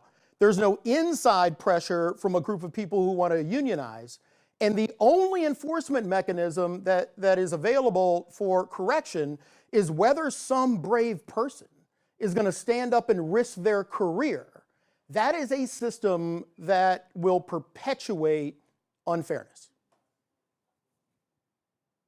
So in many ways, these coaches, they're all alone. They're just out there just winging it. And then from an assistant standpoint, you are completely at the mercy of the team or whoever the head coach is. So the head coach gets fired, you're screwed. You have you've got nothing. And this thing goes on. And let's be real clear. In the NFL, hey, these white guys dominated, and it's so much nepotism that coaching in the NFL is like a family heirloom. You have a faster track to being a head coach based on your last name than any success that you might have as a D coordinator and an O coordinator. And that is just statistically true. Statistically true. Now, there are some groups out there, Mike Loxley's group, the National Minority Coaches Association, is working to try to change. But I have been inside this closed system for 15 years as the only other group of people who are unionized in the NFL system, other than referees. What did, you opened up talking about Oscar Robertson. We had our John Mackey. We had our Reggie White. We had our Freeman McNeil. Those were the 3 people that put their careers on the line to get free agency. There is a through line. There's a through line between the civil rights movement, the gender rights movement, the minority farm workers movement. That through line is whether there will be a group of people who can rise up and cause enough of an agitation and then engage in the systemic process of having the law applied fairly. And until that happens in the National Football League, until, as you've pointed out, we get a few more politicians who care more about enforcing the law than spending some time in the Sky Suite, this is always going to be a system that is going to thumb its nose about the laws of the United States and more importantly, the Constitution of this United States. Questions for my panel. Reese, you first. Yes, I'm curious about, are you seeing an anti-DEI backlash in the NFL, and is that providing cover for the lack of representation and advancement in the coaches? Yeah, look, there clearly is an anti-DEI backlash, but, I'm talking about something, the Yale article wasn't about DEI. The Yale article was about whether you're enforcing the existing laws of the United States. I mean, let's just break this down into a very easy frame. No jobs get posted in the National Football League. There's no system by which, if you're an offensive coordinator on one team, you know what the salary is for the offensive coordinator on another team. There's no standard way by which coaches are screened and interviewed. You have no idea what are the standards by which you're going to be measured in order to get the job. Those are not DEI things. Those are the law. That's the way the law exists today. That every person who applies for a job should have a reasonable expectation of what the process is going to be and what standard I'm going to be held against in order to get the job. So yes, there is a stark DEI backlash. I think the problem is more insidious. The Rooney Rule was a sham when it started. It was a sham. The people who came up with it might have come up with it with a very good idea, but they insisted on creating a rule that has no mechanism for enforcement, no consequences when it is not enforced. And once again, I can't point to another rule in the National Football League that has never been followed. So, yes, there is a pushback, that is interestingly, synonymous with the change of the administration. But the league hasn't followed the statutes of the United States or the statutes of many of our states for decades. Nola? Thank you so much for doing this work and approaching it through, through survey data and things like that. But what you're describing seems to be something that is corrupt. We're talking about illegality. And as someone who, kind of stepped away from football, I used to love football. I'm from New Orleans. Of course, I love the Saints after Kaepernick, because that was a really big moment. But my question is, what you're describing is very disturbing. I remember Bruin saying that, oh, let me go back to the plantation. Let me go back to the projects where we live, in our dorms. I remember all that. What is the counter? What can happen? Because you're saying that the system is closed. Right. You're definitely describing corruption and illegality. Yep. So what's the alternative? Because people are not going to stop watching football. Enforcement. I mean, I was a federal prosecutor for 10 years here at the District of Columbia. I know what it's like to come across a set of facts that violate federal law, and then you step into a courtroom and you hold someone accountable for the violation of federal and state law. That is the answer in this closed system. I can make an even better case. Not only are they blatantly violating federal law and state law when it comes to unfair hiring, these are also groups of people who are getting enormous tax breaks. These are people who are benefiting off the backs of taxpayers. These are the folks who, like, you take the Buffalo Stadium, at the end of the day, that is going to cost taxpayers in that jurisdiction in excess of $1.4 billion, while Terry Pagula parks his $100 million yacht in the bay so he can watch his daughter play in the tennis tournament. So not only do you have a group of people who are blatantly violating the law goes further in these jurisdictions to give them things like antitrust exemptions, tax exemptions. When you show up at the stadium, what do you see? It is surrounded by first responders who are all being paid overtime. The taxpayers are paying those things. So not only do you have an unfair system that violates the law, once you add the fact that these 31 billionaires, and it is the largest concentration of billionaires in America. I talk about it in my book, Turf Wars. These are people who are actually benefiting from a system that is costing taxpayers money. So it's a twofer.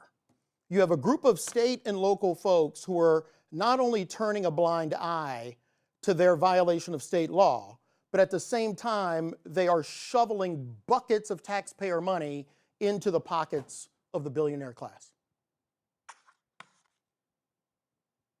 Dr. Greg Carr. Well, as you can see, I'm not going Roland. to, I don't get any holiday gifts from the owners, obviously. Indeed. Thank you, Roland, and thank you, Brother Smith, for this thoughtful exercise and spending this time with us today. To echo what Nola said, I haven't watched a down of football since Kaepernick. Yeah. Because if they could put down a slave rebellion, for me, it's a matter of self-respect. It's really a matter of self-respect. Yeah. I haven't watched professional football. I'm still HBCU fan. And I guess this is where my question goes. When you talk about Bill Russell, and we think about, of course, the great Kurt Flood and what happened to him, sacrificing his whole career. Yeah. How, in your mind, particularly given your, not only extensive work, but your deep engagement with the intellectual warfare that's taking place in the courts, and realizing that, as Malcolm X would say, there's no new law. This is all about statutory interpretation, 100%. judge-made law. These Right. things could be easily be reversed. Right. In your mind, thinking expansively, and I think you are the perfect person, maybe the only person who sits at the nexus could even theorize on this. Uh-oh. What role does the social environment, what role does the larger societal shifts play in this? And can you imagine a tipping point, because we're really talking about empire. These billionaires, this is their plaything. It's the same guys that are robbing us blind in every other kind of way. Is it in your mind possible that a sea change in attitudes could trigger an enforcement mechanism if they get nervous that people are either going to stop watching football or, are going to turn against this fascist movement in this country? Put this in the context of the environment. And Russell and Flood are able to do what they did with Ali and others, and then Reggie White, because there are social movements around them that make these people nervous. Could you talk a little bit about just kind of thinking about that in context? Yeah, sure, and that's a fantastic question. I mean, look, I've studied more of the history of that movement. Whether it was Kurt Flood, John Mackey on our side of the table, Reggie White on our side of the table, Oscar Robinson on that side of the table. Look, those, it is very interesting that when you look at all of those moments, Kurt Flood, Oscar Robertson, John Mackey, all of those were late 60s, early 70s. Yes. And Yes. their idea of coming forward and challenging their respective leagues, I mean, I hope, I will post it later on tonight, but everyone should read Kurt Flood's letter to Bowie Kuhn in 1969, because his letter starts off by saying the common words of I expect to be treated more than a piece of property. And I think that it was also not only a moment of incredible personal bravery, but it was also synonymous with a movement that was going on in the country at exactly the same time.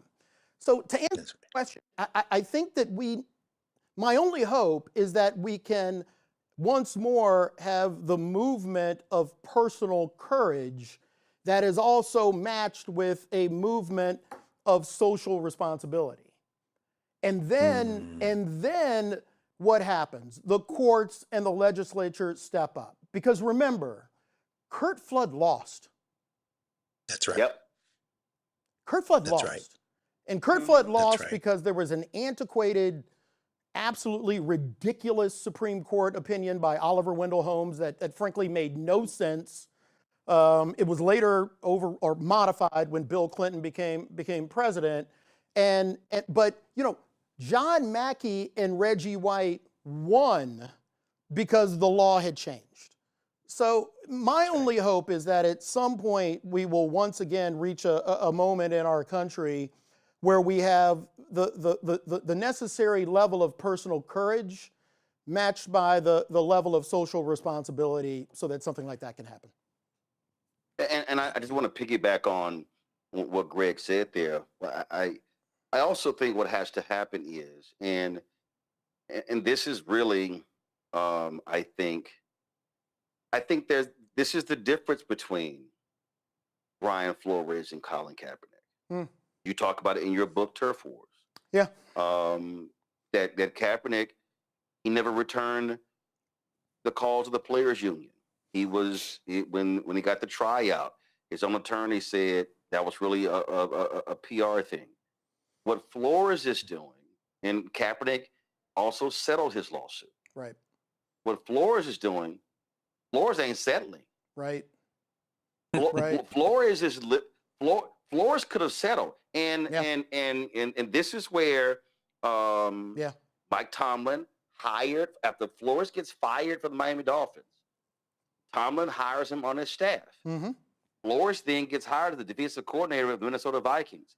As I said, he's now, because their defense has been damn good, he's now the highest paid defensive coordinator in the league at $6 million a year.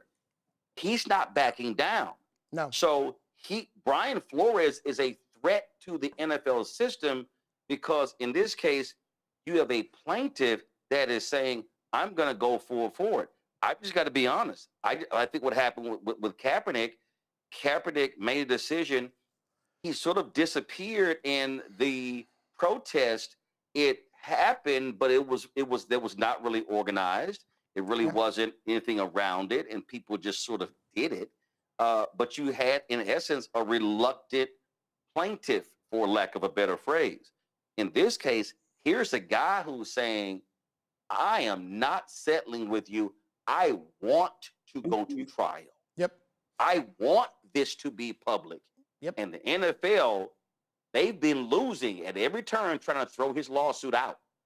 Yes, because the league succeeds in the shadows.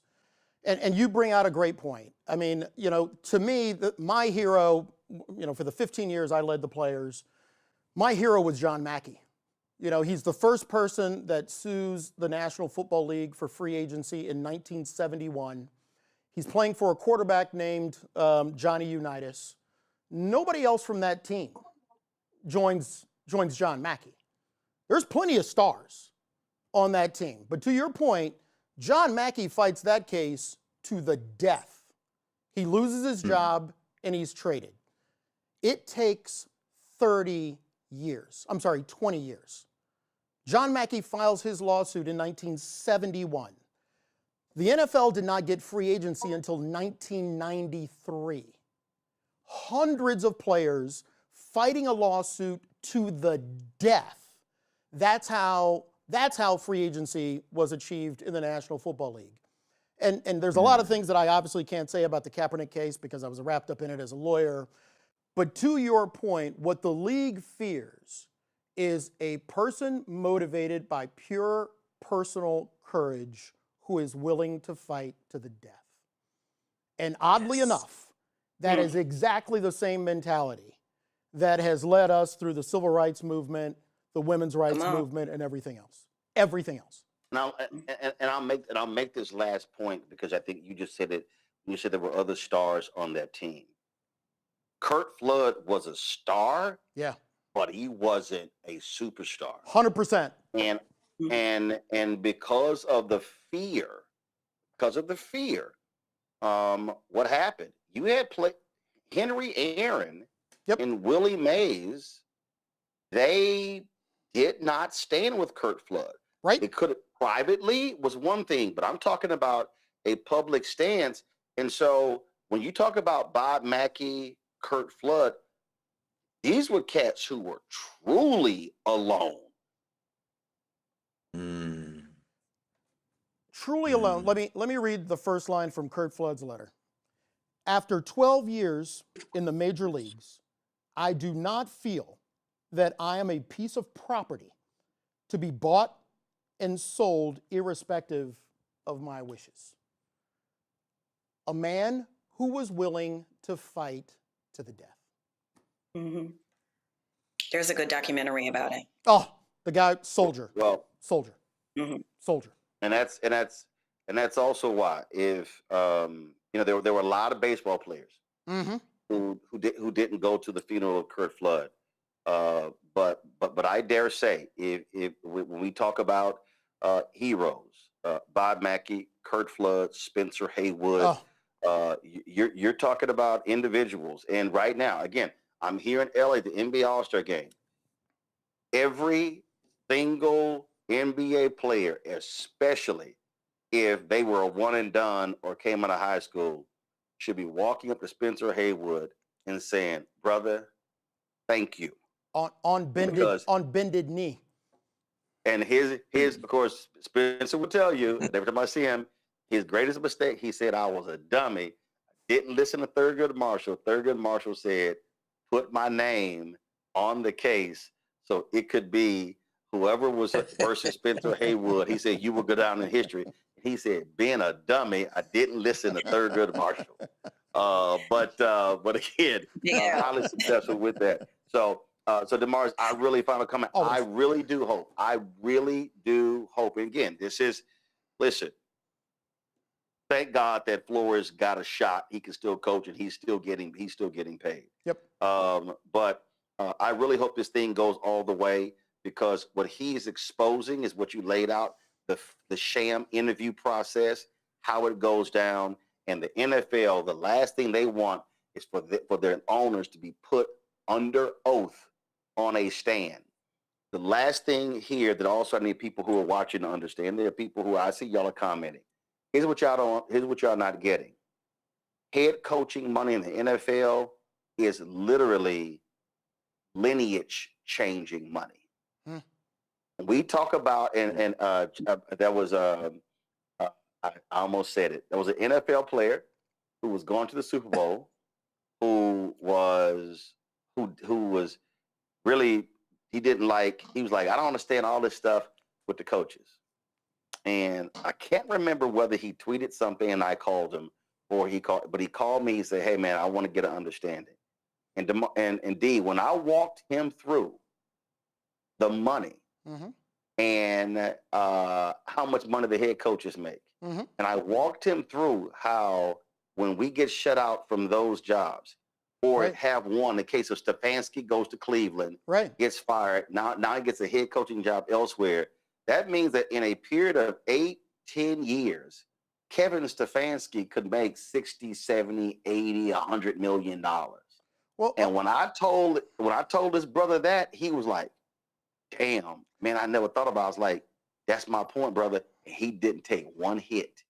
He didn't get one concussion. Well, and also think, though, of the ramifications. Kevin Stefanski's kids have an inside track now to become the O coordinators and to become the head coaches. So that simple change becomes a perpetual change in lineage. There you go. There you go. DeMaurice Smith, folks, trust me, y'all get the audiobook on Audible, or you can actually get the book Turf Wars. It's a fascinating book. D, thanks for your insight on this topic. We appreciate it. Thanks a lot. Thank you, guys. Folks, time for Black Star Network headlines with Brittany Noble. The Trump administration says it's ending its immigration crackdown in Minneapolis. Border czar Tom Homan announced this administration is shutting down Operation Metro Surge, a federal immigration enforcement effort that brought nearly 3,000 immigration agents into the Minneapolis area. That's nearly 5 times the size of the city's police force. Homan said the operation is ending due to what he called successful enforcement efforts and coordination with local law enforcement. The announcement comes just weeks after federal authorities shot and killed 2 U.S. citizens during enforcement activity. The Department of Homeland Security says more than 4,000 undocumented immigrants have been apprehended since the operation began in November. Nebraska's Republican Secretary of State says he will submit sensitive information on every registered voter in the state to the U.S. Justice Department. The move comes after a state judge dismissed a lawsuit filed by the government watchdog group Common Cause, which had sought to block the release of voter data, including dates of birth, home addresses, even partial Social Security numbers. The legal battle in Nebraska comes amid growing federal pressure on states to turn over voter information, as President Donald Trump has publicly called for the federal government to take over elections in Democratic-run areas with the midterms approaching. The Justice Department began pushing states last year to release voter data and election records and has filed lawsuits against at least 23 states and the District of Columbia in an effort to obtain the voter rolls. The survivors and victims' families of a racist mass shooting will get $1.75 million from Mean Arms, a Georgia gun accessory maker. The shooting killed 10 Black people at the Tops Friendly Market in Buffalo, New York, back in 2022. The settlement also includes a halt to sales of the device in New York. The lawsuit filed by New York Attorney General Letitia James covers claims from various victims' families and survivors at the supermarket. They also reached agreements to resolve their own separate suits against the gunman, Peyton Grendon's family, and a Vintage Firearms LLC gun seller. The claims against Means Arms focused on an item that locks a magazine onto a rifle. The lock is supposed to keep people from swapping high-capacity magazines. Those are illegal in New York. A 75-year-old Black man from Alabama is facing execution despite the state admitting that he did not commit the murder for which he was convicted. Charles Sonny Burton has been on death row for more than 30 years for his role in a 1991 AutoZone robbery in Talladega, where customer Doug Battle was shot and killed. Prosecutors say Burton was outside the store when the shooting happened.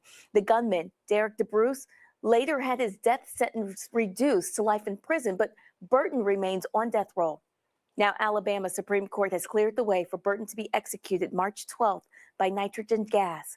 Battle's daughter and several jurors are urging Governor Key Ivey to grant clemency, calling the case a major question of fairness and justice. If Burton's execution takes place, it will be the first one in 2026. The family of 41-year-old Jean Wilson Brutus says The healthy Haitian asylum seeker died after spending about 24 hours in custody at the Delaney Hall ICE Processing Center. That's in Newark, New Jersey. In a news release, U.S. Immigration and Customs Enforcement described Brutus as a 41-year-old criminal illegal alien from Haiti. The agency says he passed away on December 12th from suspected natural causes. Brutus's family disputes that characterization, saying he was in good health before his detention. The detention facility where Brutus was held has faced criticism in the past over conditions for detainees. Senator Cory Booker publicly called out the center last year in a Facebook post over concerns about detainee treatment. A hidden safe house, once used by the Underground Railroad, has been discovered inside of one of New York City's most well-known historic museums, the Merchant's House. The landmark was once a residential home, later preserved as a historic site in 1936, showcasing what life looked like for a wealthy family in the late 1800s. But beyond a row of bedrooms on the second floor, researchers uncovered a vertical passageway believed to have been used by freedom seekers traveling in secret during slavery. Historians say the discovery adds new evidence of how enslaved Africans escaped bondage, often with the help of both Black and white abolitionists. The Underground Railroad was a hidden network of safe houses and secret routes that helped guide people from slavery, legalized in the South, to freedom in northern states.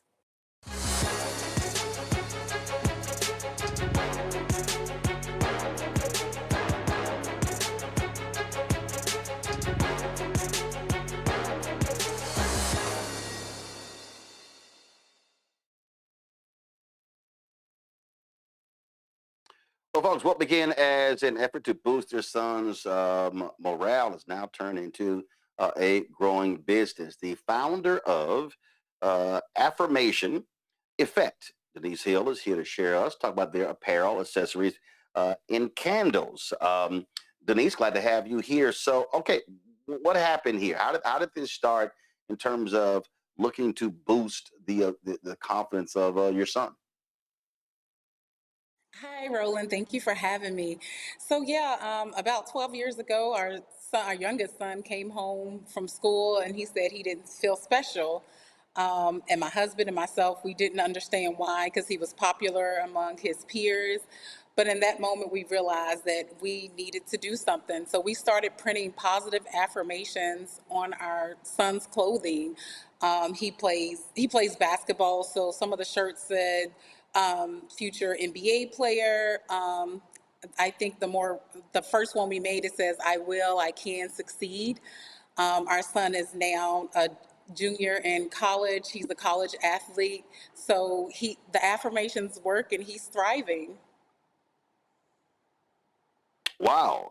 And so, okay, you were doing this, and then all of a sudden it was like, maybe there's some other people out there that need this. We can start a business. So yeah, so it's funny. So the kids, because he was wearing the shirts to school, so the kids and the teachers all love the idea, and of course the teachers are like, where's our sizes? So we kind of made a transition and realized, like, if we start empowering the adults, we empower a whole household, because now we have these adults with these positive affirmations that are now sharing them with their children, who are the next generation. And then when did you start saying, well, let's go beyond t-shirts and let's just do other products? So we realized, like, the t-shirts were great, and the t-shirts were inspiring people by wearing them. They were inspiring others wearing them, out in the community. But we also wanted people to have something to inspire themselves at home. So in 2019, we introduced our luxury candle line that's made from coconut wax, that also has the positive affirmations on the candles.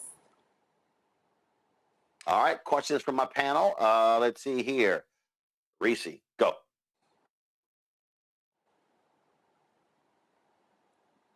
Okay, Reese, let's go to Nola.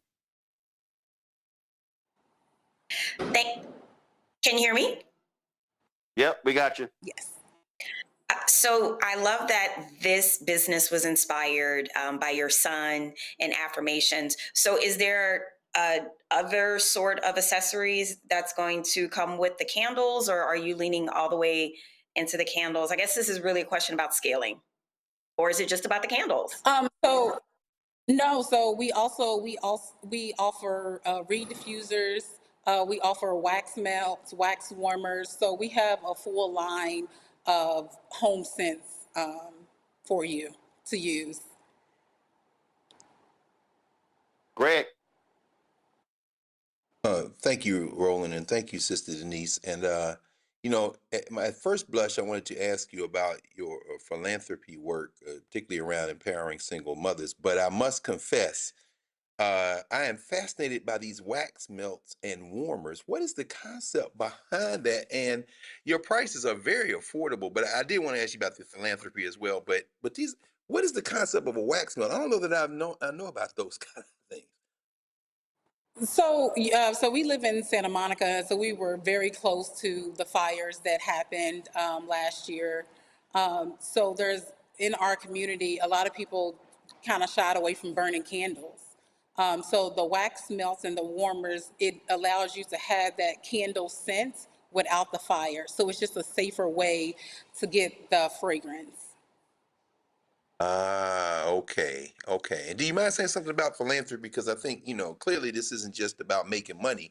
Your price points are very affordable, as I said, but you're involved in uplifting and uplift work. Could you talk a little bit about the philanthropic initiatives y'all are involved in? Yes, so my husband and I serve on the advisory board for Single Moms Planet, which is an organization here in Los Angeles that empowers single mothers and families.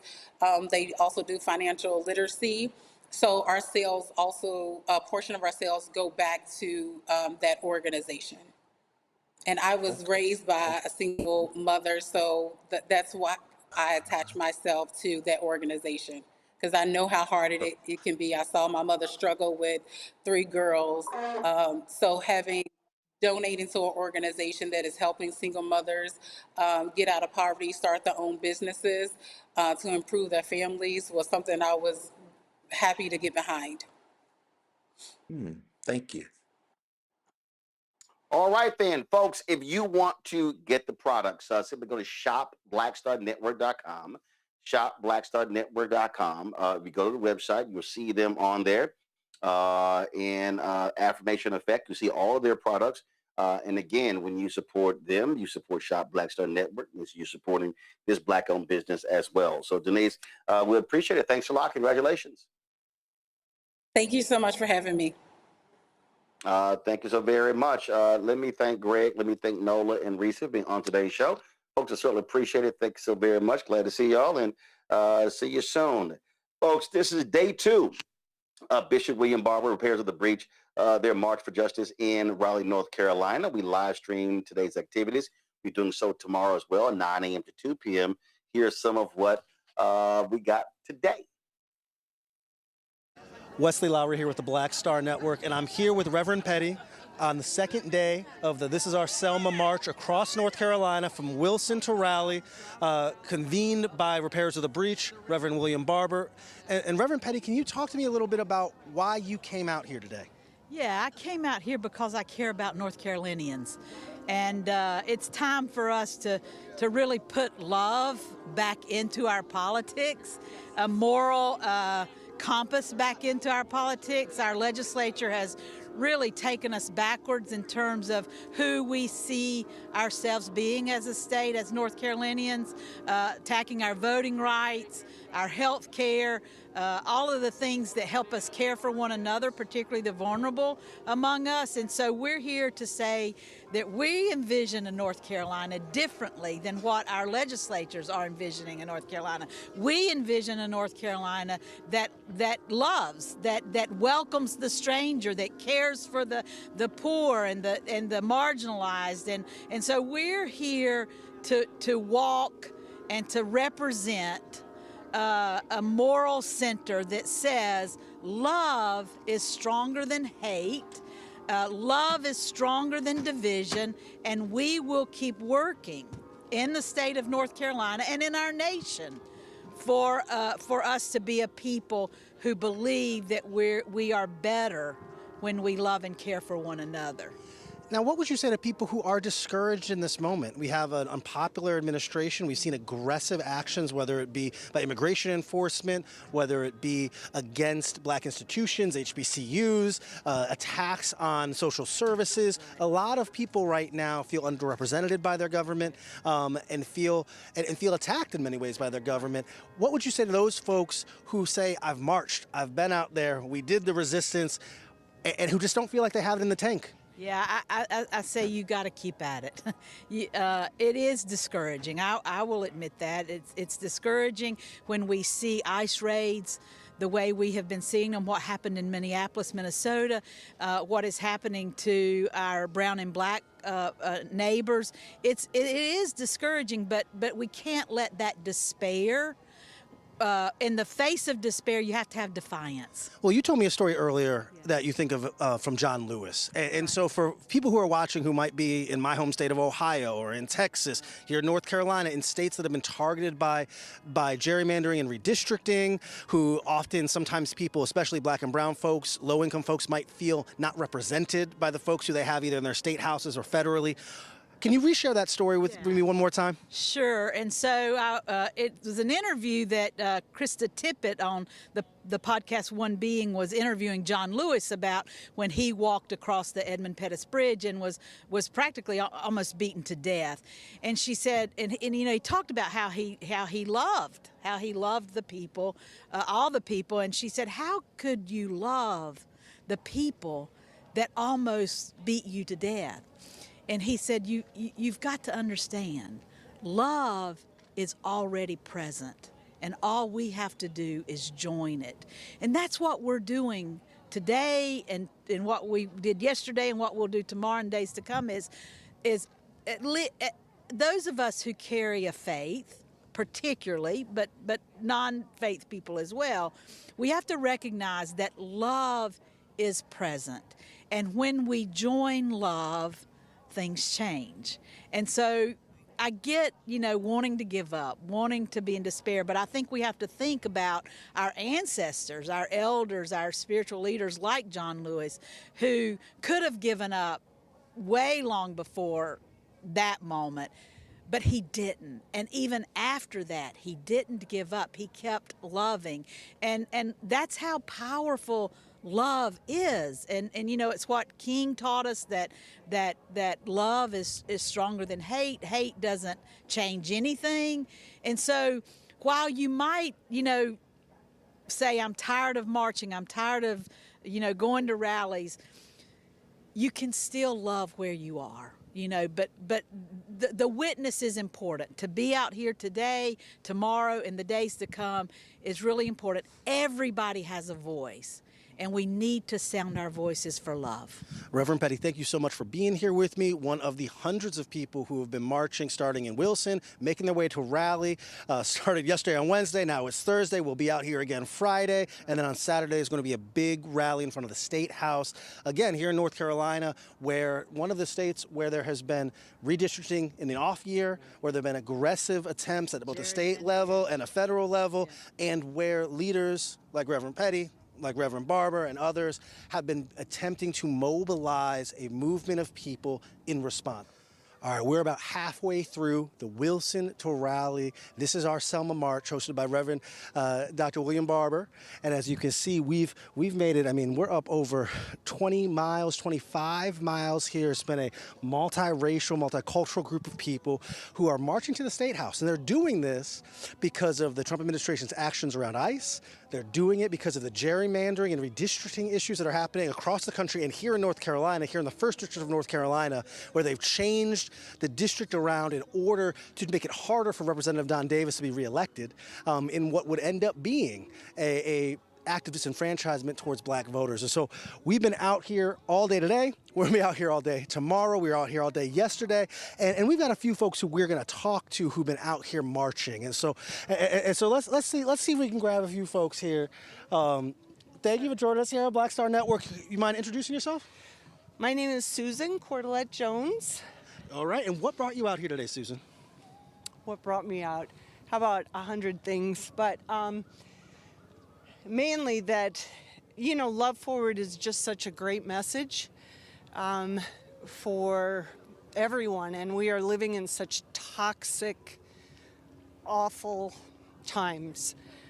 Something in my lifetime, I wake up every morning and I ask myself, what is happening? Like, you know, it's terrible. So this is intended to get us all back on track. What is the message you would want to send to people around the country who might be watching and looking at North Carolina for what they should do next? Well, first of all, I'm from New York. So you came down here to join? No, I live in North Carolina. We retired here, but people in blue states, those are the people I want to speak to. I want to speak to white progressive women. You have to get out. This isn't about Alex Preddy and Renee Good only. It's about immigrants. It's about babies being pulled from their mothers. It's about a future that is going to be bleak for your children and grandchildren. Get out there. You have to participate. You have to. There's no choice. And blue state folks, get out there. I'm from a blue state, and I didn't realize till I moved to the South how important this all is. I've always been active, but I'm more active now. All right, folks, as you heard Wesley say, we will be broadcasting the march tomorrow and the huge rally taking place on Saturday as well. So tune in right here to the Black Star Network. All right, folks, that is it for me. I am about to shut this down. I got to head on out. Tamika Holyfield is having her annual NBA gospel concert. They're honoring a number of different people, so I'm going to be heading to check that out in about an hour. And so hopefully I'll have some interviews and stuff for you tomorrow. But folks, do us a favor. You want to continue to support the work that we do. Again, our team is there in North Carolina on the ground covering that event. Nobody else in Black-owned media provide the live coverage that we are providing, and they're not going to be covering it in full on Saturday. And so this is why we got to have Black-owned media. This is why we've got to be able to support us because, again, the work that we do, nobody else is doing. So you want to do so, join our Bring the Funk fan club. The goal is to get 20,000 people contributing on average $50 each a year. That's $4.19 a month, 13 cents a day. And listen, if you can't handle that, we get it. There are people who have given us $40, $25, $20, $15, $10, $5, $1. And so people who have gone way above $50, $100, $200, $500, $1,000, $15,000 because our supporters, almost $37,000. They understand what this is about, and that is providing the relevant, critical news and information that our community needs. And so do us a favor. Join our Bring the Funk fan club. If you want to give you a cash app, use a Stripe QR code. You see it right here on the screen. If you use the same QR code for credit card, checks and money order, make it payable to Roland Martin Unfiltered, P.O. Box 57196, Washington, D.C., 2003 7-0196. PayPal is R Martin Unfiltered. Venmo's RM Unfiltered. Zelle, Roland at RolandSMartin.com. Roland at RolandMartinUnfiltered.com. Download the Black Star Network app. Apple phone, Android phone, Apple TV, Android TV, Roku, Amazon Fire TV, Samsung TV. And so check us all out there. Hey, if you want to get our products, go to shopblackstarnetwork.com. Our t-shirts, our wall art, our hats, all that good stuff. You can get Roland Martin Unfiltered gear, Black Star Network gear, all there on shopblackstarnetwork.com. And again, if you want to support the affirmation products, the other Black-owned businesses we have there, go to shopblackstarnetwork.com, our marketplace segment. And again, when you buy products from there, you also supporting this show. This is another way for you can support this show and this network as well. Folks, support the app fan base. You can check that out as well and download that app as well. Let's grow a fan base to be a top social media app. We've got to have some new changes and some more stuff coming down the pipeline. You want to check it out. All right, coming up right now, Dr. Ebony Jade Hilton, her third show since we launched it. Of course, Second Opinion with Dr. Ebony Jade Hilton. Fantastic health information. You definitely want to tune in for it as well. Folks, that's it. I appreciate it. I'll see you right here, Roland Unfiltered on the Black Star Network. Holla!